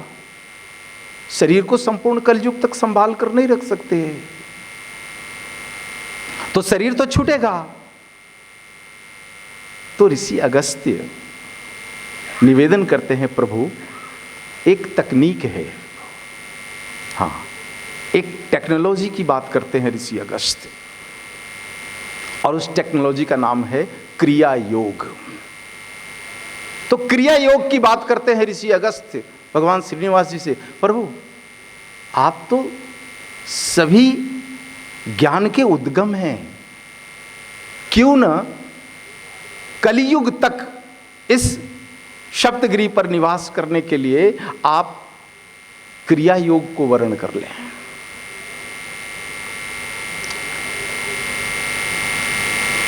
क्रिया योग एक ऐसी विद्या है जिसको इस पृथ्वी पर ऋषि अगस्त्य ने अवतरित किया था, अर्थात शरीर को बनाना और पंच महाभूतों में विलीन कर देना। जब चाहो शरीर बना लो और जब चाहो शरीर का पंच महाभूतों में विलय कर दो। इसी क्रिया को बोलते हैं क्रिया योग। तो जब ऋषि अगस्त्य यह सुझाव देते हैं तो भगवान श्रीनिवास इसको स्वीकार कर लेते हैं और कहते हैं, इस पूरे कलयुग तक यदि मुझे रहना है तो मात्र पाषाण ऐसा है जो कलयुग तक क्षय नहीं हो सकता। पाषाण यानी पत्थर। तो मैं इस मनुष्य शरीर के जीवन को पूरा करने के बाद अपने इस शरीर को पाषाण में परिवर्तित कर लूं और उस पाषाण के अंदर मैं विराजित हो जाऊं, तो इस कलयुग तक मैं रह सकता हूं। एक ही रास्ता है, शरीर नहीं रह सकता। हाँ, शरीर नश्वर है, चाहे शरीर किसी का भी हो। भगवान भी यदि शरीर धारण करते हैं तो वह नश्वर है, नश्वर को प्राप्त होगा। लेकिन पाषाण जिसकी आयु बहुत लंबी होती है, संभव है। तो उन्होंने अपने शरीर को पाषाण में बदल लिया और क्रिया योग के आधार पर अपनी आत्मा को उस पाषाण के अंदर विराजित कर लिया। तो उस समय, उस कालखंड में एक सामान्य मनुष्य का शरीर कितना लंबा चौड़ा कैसा होता था, इस आकृति को अगर आप जानना चाहते हो तो आप तिरुमल जाइए, भगवान श्रीनिवास जी का दर्शन कीजिए। 8 फीट की जो मूर्ति है बनाई हुई नहीं है, स्वयं श्रीनिवास जी ने अपने 8 फीट वाले शरीर को पाषाण में बदला और अपनी आत्मा को उसके अंदर विराजित कर लिया, ताकि संपूर्ण कलयुग तक वो इस सप्तगिरी पर्वत श्रृंखला पर विराजित रहें।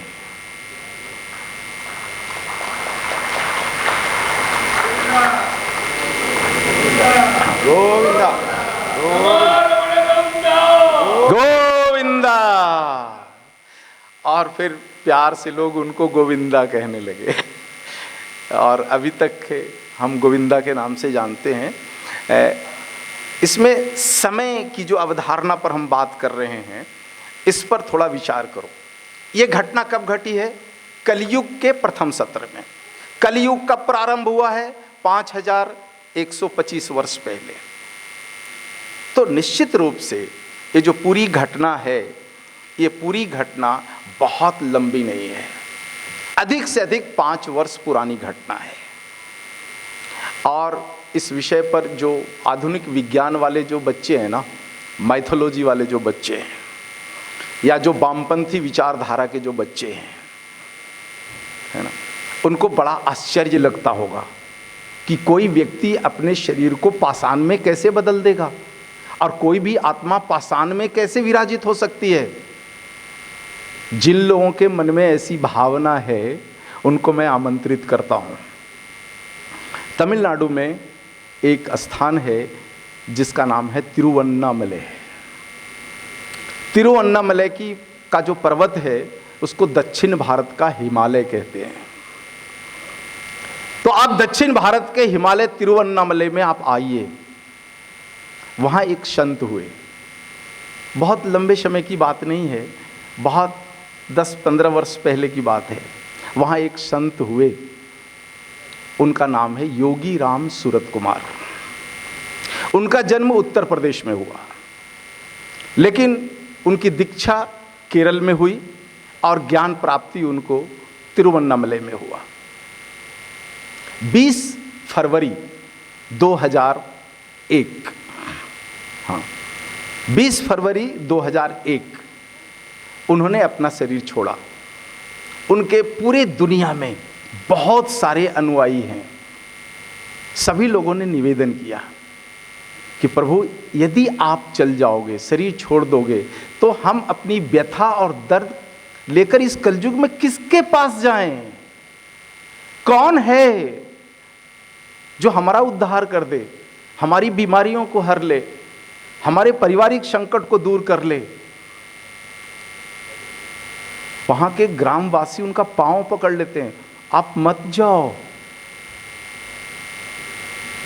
योगीराम सूरत कुमार फिर वही बात कहते हैं, यह नश्वर शरीर छोड़ना ही पड़ेगा। तो वहां पर ये कब की बात है? 20 फरवरी 2001, मात्र 23 साल पहले की बात है। लोगों के निवेदन पर उन्होंने कहा कि मेरी एक मूर्ति बनाओ आप। उनकी मूर्ति का निर्माण शुरू हुआ। उस मूर्ति को बनाने में 3 महीने का समय लगा और जैसे जैसे मूर्ति बनती गई उन्होंने अपने प्राण को उस मूर्ति में स्थापित करना शुरू किया। और 20 फरवरी 2001 को जब मूर्ति पूरी तरह से बन गई तो अपने प्राण को उस मूर्ति में स्थापित करके इस नश्वर शरीर को छोड़ दिया। जाओ तिरुवन्नामलई, योगी राम सूरत कुमार की मूर्ति के सामने बैठ कर देखो, उनकी आंखों में निहार कर देखो, वो मूर्ति हलचल पैदा कर देती है। आज भी यदि इस कलयुग में क्रिया योग का इतना बड़ा एप्लीकेशन कोई कर सकता है तो 5000 साल पहले भगवान श्रीनिवास ने यदि क्रिया योग का ऐसा कोई एप्लीकेशन किया है, झूठा कैसे हो सकता है? जिसको झूठा लगता है, अरुण गिरी जाओ और देखो, मात्र 23 साल पहले की बात है। यह भारत का उत्कृष्ट विज्ञान है। एक आज की भाषा में कहूं वैदिक साइंस है। शरीर को बना लेना और शरीर को पंच महाभूतों में विलीन कर देना। जाओ असम, देखो क्रिया योग के मास्टर कितने हैं वहां पर। कोई कल्पना नहीं है। भारत भ्रमण करके देखो, आप घूमो, भारत क्या है। इसमें कोई संदेह नहीं, लेस मात्र संदेह नहीं कि तिरुमला के मंदिर में विराजित भगवान श्रीनिवास की मूर्ति जीवंत है। दुनिया का कोई साइंस इसको झूठा नहीं बता सकता, इसको झूठा सिद्ध नहीं कर सकता। सारे नास्तिकों से मैं कहता हूं, आओ दिखाता हूं। आज भी भारत उस उत्कृष्ट विज्ञान के साथ कैसे जीता है। जितनी भी विशेषता है तिरुमल में विराजित भगवान श्रीनिवास की मूर्ति और मंदिरों में जितनी भी विशेषता है, किसी भी विशेषता का उत्तर मॉडर्न साइंस के पास नहीं है। मॉडर्न साइंस तो मात्र मशीन के आधार पर हमारे शरीर को मृत घोषित करने की टेक्नोलॉजी रखता है, लेकिन पत्थरों में प्राण फूंकने की टेक्नोलॉजी भारत के पास है।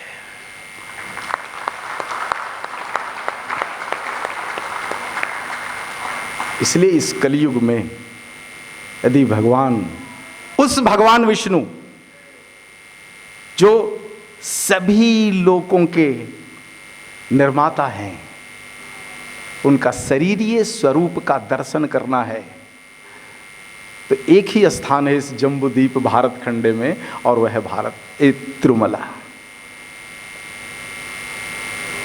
ऐसे नहीं कि तिरुमला में भगवान श्रीनिवास जी के दर्शन के लिए इतनी भीड़ होती है।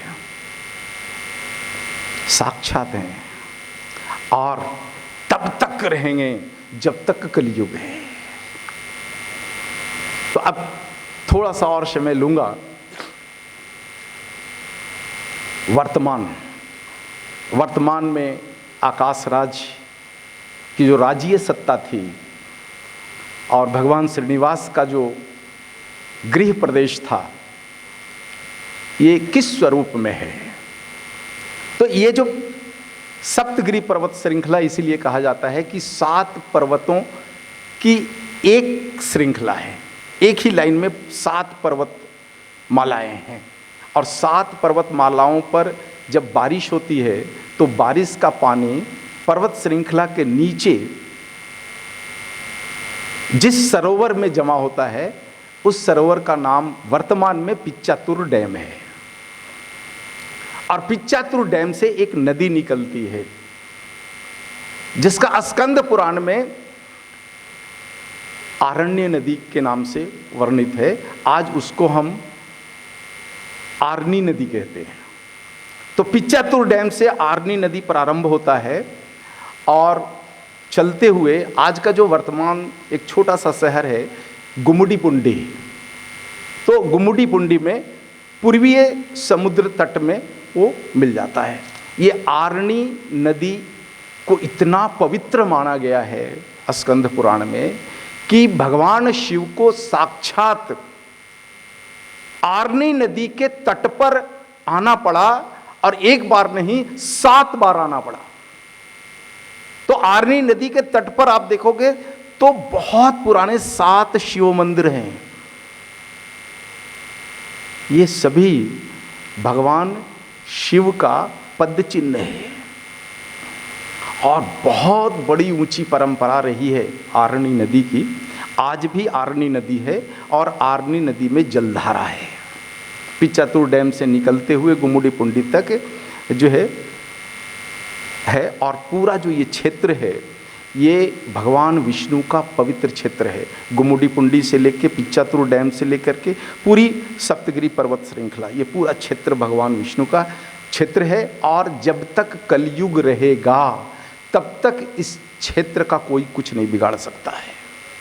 उदाहरण आपको बताता हूँ। मुगल आए हमारे देश में, मलेच्छों ने पूरे भारत का नाश किया, सारे मंदिरों को तोड़ा, सारे हमारे धर्म स्थलों को तोड़ा, सारा कुछ किया, लेकिन मुगलों की ताकत नहीं कि सप्तगिरी को वो हाथ लगा पाए। क्या ये उदाहरण बस नहीं होता समझने के लिए? मुगलों की बात छोड़ो, चलो आ जाओ अंग्रेजों की बात पर। अंग्रेजों ने भी बहुत विध्वंस किए, दूसरे तरह का विध्वंस किया, लेकिन अंग्रेज भी सप्तगिरी पर्वत श्रृंखला पर हाथ नहीं लगा पाए। मुगलों से सुरक्षित इस देश में कोई स्थल रहा तो ये सप्तगिरी पर्वत श्रृंखला। अंग्रेजों से कोई सुरक्षित इस देश में स्थान यदि रहा, सप्तगिरी पर्वत श्रृंखला।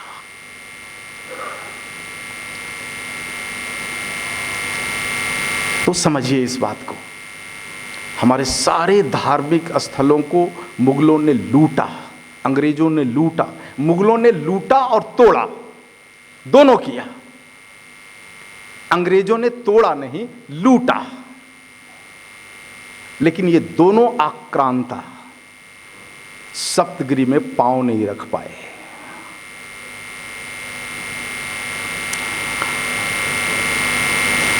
समझना पड़ेगा। अब थोड़ी सी इसकी ऐतिहासिकता पर चलते हैं कि ये चीजें कब हुई और कैसे हुई। देखो, ये इतना लंबा विषय है, मुझे लगता है 6-7 दिन की यदि कथा की जाए तो हम 7वें मनवंतर से लेकर के वर्तमान तक के पूरे इतिहास को समझ सकते हैं। तो बहुत सारी चीज़ों को मैं बिल्कुल संक्षिप्त में रख रहा हूँ। तो हुआ क्या कि जब श्रीनिवास जी ने अपना शरीर पाषाण में बदल लिया और अपनी आत्मा को उसमें स्थापित कर लिया, तो पृथ्वी पर उथल पुथल ये होते रहता है।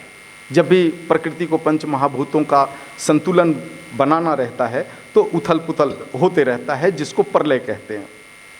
कभी मिट्टी में उथल पुथल हुआ तो भूकंप कहलाता है, जल में उथल पुथल हुआ तो सुनामी कहलाता है, अग्नि में उथल पुथल होना रहता है तो बमबारी होती है, एटम बम, न्यूट्रॉन बम फूटते हैं, और जब वायु में उथल पुथल होता है तो तूफान चलता है, और आकाश में उथल पुथल होता है तो मस्तिष्क बदल जाता है, यानी मस्तिष्क में आवेग आ जाती है और मनुष्य को मारने लग जाता है। तो ऐसा ही एक भूमि रूपी उथल पुथल हुआ और श्रीनिवास जी का जो पाषाण शरीर था वो मिट्टी में दब गया, मिट्टी में दब गया। अब उनका शरीर है और उनकी आत्मा है, तो भूख तो लगेगी, क्योंकि शरीर की क्रिया है भूख लगना, शरीर की क्रिया है प्यास लगना, शरीर की क्रिया है श्वास लेना। तो वायु तो सभी जगह है, जल तो सभी जगह है, जल यानी मिट्टी में नमी है तो जल है। तो भगवान श्रीनिवास जी को वायु तो मिल रहा था, जल तो मिल रहा था भूमि से, भोजन तो सुरभि प्रकट होती है, सुरभि अपना शरीर धारण करती है। अब उसकी भी एक बड़ी घटना है कि सुरभि कैसे कैसे सप्तगिरी में आई। और यहाँ के एक राजा थे जिनकी अपनी एक गौशाला थी, और उस गौशाला से गायें सप्तगिरी पर चरने के लिए आती थी। तो उसमें से एक सुरभि नाम की गाय समूह से हट करके और उस स्थान पर चली जाती थी जहाँ पर भगवान विष्णु मिट्टी के अंदर दबे हुए थे, और वहाँ आकर के अपना पूरा दूध उड़ेल कर जाती थी। रोज भगवान श्रीनिवास जी को अपना दूध पिला करके जाती थी। कितने साल हो गए हैं, सुरभि ने दूध पिलाया, मिट्टी की नमी से प्यास बुझाई, और मिट्टी में वायु से उन्होंने श्वास लेकर के अपना जीवन चलाया मिट्टी के अंदर। एक दिन जो गाय चराने वाला चरवाहा था, उसके जो मालिक थे किसान, उन्हें कहा देखो सब गाय तो दूध देती है, ये सुरभि गाय दूध नहीं देती, लेकिन इसका थन में दूध है और बच्चा भी भूखा नहीं रहता, थोड़ा पता करो ये दूध क्या करती है। तो चरवाहा उस गाय के पीछे पीछे पीछे पीछे गए तो देखा कि ये चरवाहा देख रहा है कि ये गाय समूह से हट जाती है और एक टीले पर चली जाती है, और टीले पर जाकर के पांव फैला देती है और अपना सारा दूध स्वतः निकाल देती है वहां पर। तो चरवाहे को बड़ा आश्चर्य हुआ, और वो तुरंत फिर शिकायत जो है अपने मालिक को किया कि ये गाय तो वहां पर मिट्टी में दूध गिराती है। तो उसने क्या किया कि मालिक वहाँ से अगले दिन गाय के पीछे पीछे आते हैं, और गाय जब जाती है वहाँ दूध निकालने के लिए, दूध गिराने के लिए, तो मालिक देख लेता है कि ये गाय, मेरी गाय तो यहाँ पर दूध गिरा देती है मिट्टी में और स्वतः गिरा देती है। तो उत्सुकता बढ़ जाती है और जा कर के वहाँ पर देखना शुरू करते हैं। तो उनको लगता है कि कोई अंदर है, कोई अंदर है बैठा हुआ मिट्टी में। तो वो एक डंडा लेकर के और वहाँ पर खोदना कह लो या मारना कह लो, ये दोनों चीज़ें वर्णित है। तो वो जब मारते हैं ना तो यहाँ पर चोट लग जाती है और वहाँ से रक्त का प्रवाह शुरू हो जाता है। तो ये लोग आश्चर्यचकित हो जाते हैं, कुछ तो बेहोश हो जाते हैं वहाँ पर हैं, और कुछ लोग तो भाग जाते हैं वहाँ से।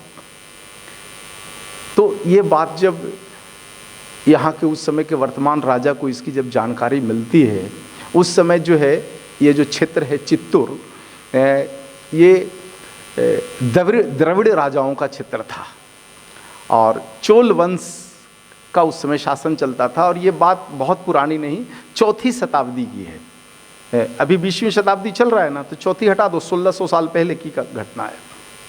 हाँ, तो चोल वंश को पता चला, तो चोल वंश के राजा आए और उन्होंने खोद करके निकाला, तो इनकी मूर्ति निकली और उसमें से यहाँ से रक्त का प्रवाह चल रहा था।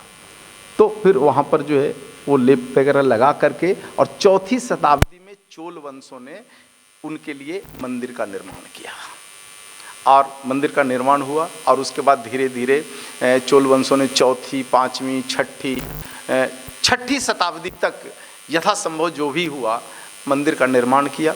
उसके बाद जो है द्रविड़ राजाओं का वंश बदला, पल्लवा वंश आया।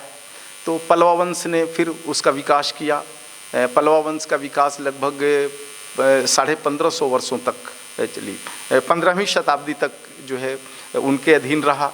फिर पल्लवाओं से ये चला गया और विजयनगरम के राजा कृष्णदेव राय के अधीन ये आ गया।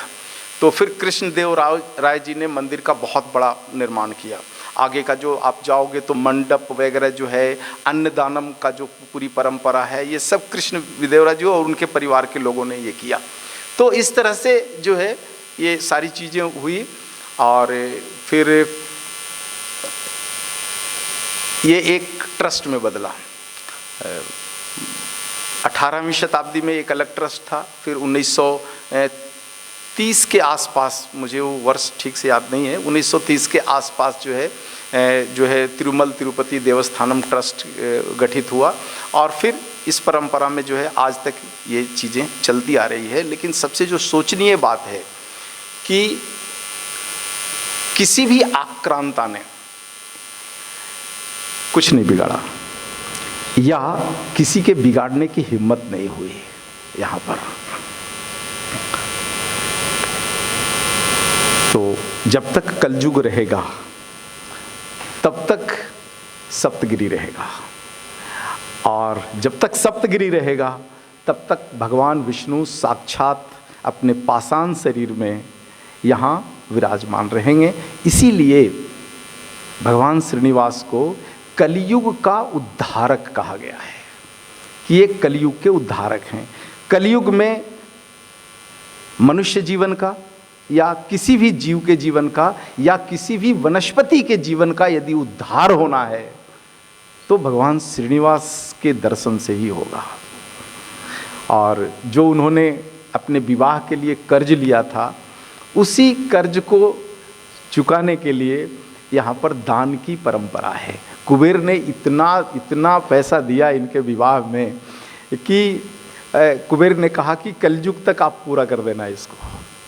इसलिए जब तक कलयुग है तब तक वहाँ पर दान देने की परंपरा है। और कई और भी ऐसी चीज़ें हैं जिन पर मैं आज वो प्रसंग छेड़ना नहीं चाहता हूँ। हमारे यहाँ चेन्नई में बहुत सारे व्यापारी हैं जो दान तो करते ही हैं, बालाजी को अपना बिजनेस पार्टनर भी मानते हैं। और देखो, सरकार का टैक्स चोरी कर ले संभव है, बालाजी का परसेंटेज चोरी नहीं होता, वो बराबर उनका परसेंटेज वहाँ पर मिलता है। और देखो, मैं बहुत वर्षों तक प्रेस में काम किया, वहाँ से एक चीज़ मैंने सीखी कि किसी भी विषय की सत्यता तक पहुँचना है तो सर्वेक्षण करो। हाँ, तो जितने लोग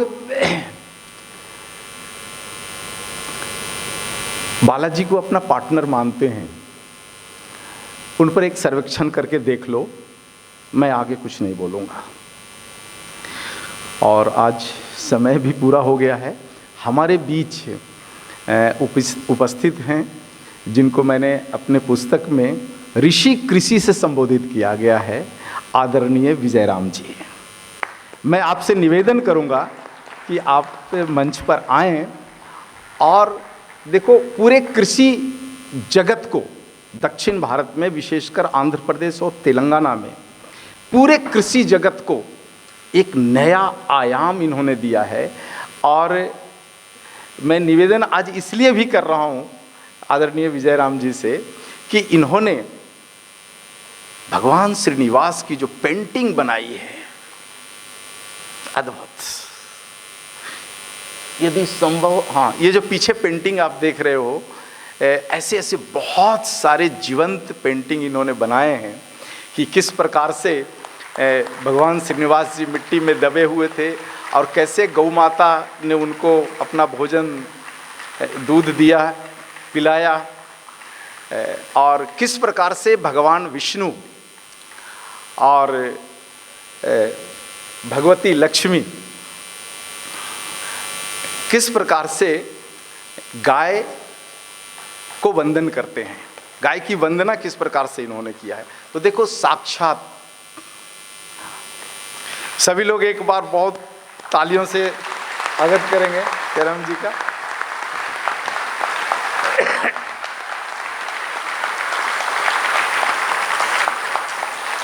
साक्षात भगवान विष्णु जिनको नमन करते हैं वो मातृ गौवंश है। वो वाली पेंटिंग चल सकता है क्या, जिसमें भगवान विष्णु और लक्ष्मी गाय को नमन करते हुए हैं? इनका पेंटिंग है? हाँ, ये वाला नहीं, नमन का भी है, नमन वाला भी है। बहुत सुंदर पेंटिंग बनाया है। जो जिसने भी शरीर धारण किया, चाहे वो भगवान विष्णु हो, भगवान शिव हो, कोई भी हो, शरीर धारण किया है तो उस शरीर धारक के सामने यदि कोई पूज्य है तो वह है गौ माँ। भगवान को भी जिसको पूजना पड़ा है वो है गौ माँ, वह है गौवंश। इसी से सृष्टि बच सकती है, इसी से भारत का गृहस्थ बच सकता है, इसी से पूरी दुनिया की सामाजिक व्यवस्था बच सकती है। तो इस पर विस्तार से चर्चा करूंगा कल और परसों के सत्र में। कल और परसों के सत्र में 2 नए विषय पर बात करूंगा। उसमें पहला विषय है गाय का आभा मंडल, कि गाय का जो आभा मंडल है इस आभा मंडल को विशेषकर गविसिद्ध अपने चिकित्सा तकनीक में कैसे इसका उपयोग कर सकते हैं। मात्र गाय का आभा मंडल सारी बीमारियों को नष्ट कर देने में सक्षम है। कल इस विषय पर बात करूंगा और परसों बात करूंगा गाय का स्पर्श।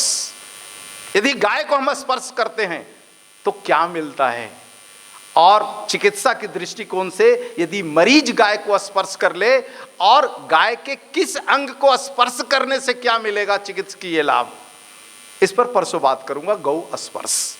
तो ये 2 शोध का विषय इस वर्ष का है और समय मैंने बहुत ज़्यादा अतिक्रमण कर लिया आज समय का, लेकिन फिर भी मन में जितनी भावना थी वो पूरे विषय को नहीं रख पाया, क्योंकि देखो 7 मनवंतर और 28 युग और 28 महायुग और 3 युग का इतना बड़ा इतिहास और पुराण तो घंटों में नहीं रखा जा सकता है। तो इसी के साथ मैं आज इस सत्र को संपन्न होने की घोषणा करता हूँ और इसके बाद कुछ अगर इंस्ट्रक्शन वगैरह है तो आप दे दीजिए। तो एक बार सभी लोग हृदय से प्रेम से बोलेंगे गोविंदा वेंकटरमणा गोविंदा, वेंकटाचलपति गोविंदा गोविंदा गोविंदा गोविंदा। आप सभी को बहुत बहुत आभार, आप सभी को बहुत बहुत धन्यवाद। इस कलयुग में आप प्रातः काल के सत्र में उपस्थित हुए, इसके लिए विशेष विशेष धन्यवाद, आभार। మరిన్ని అప్డేట్స్ కోసం బ్యాక్ టు రూట్స్ యూట్యూబ్ ఛానల్ని సబ్స్క్రైబ్ చేసుకోండి.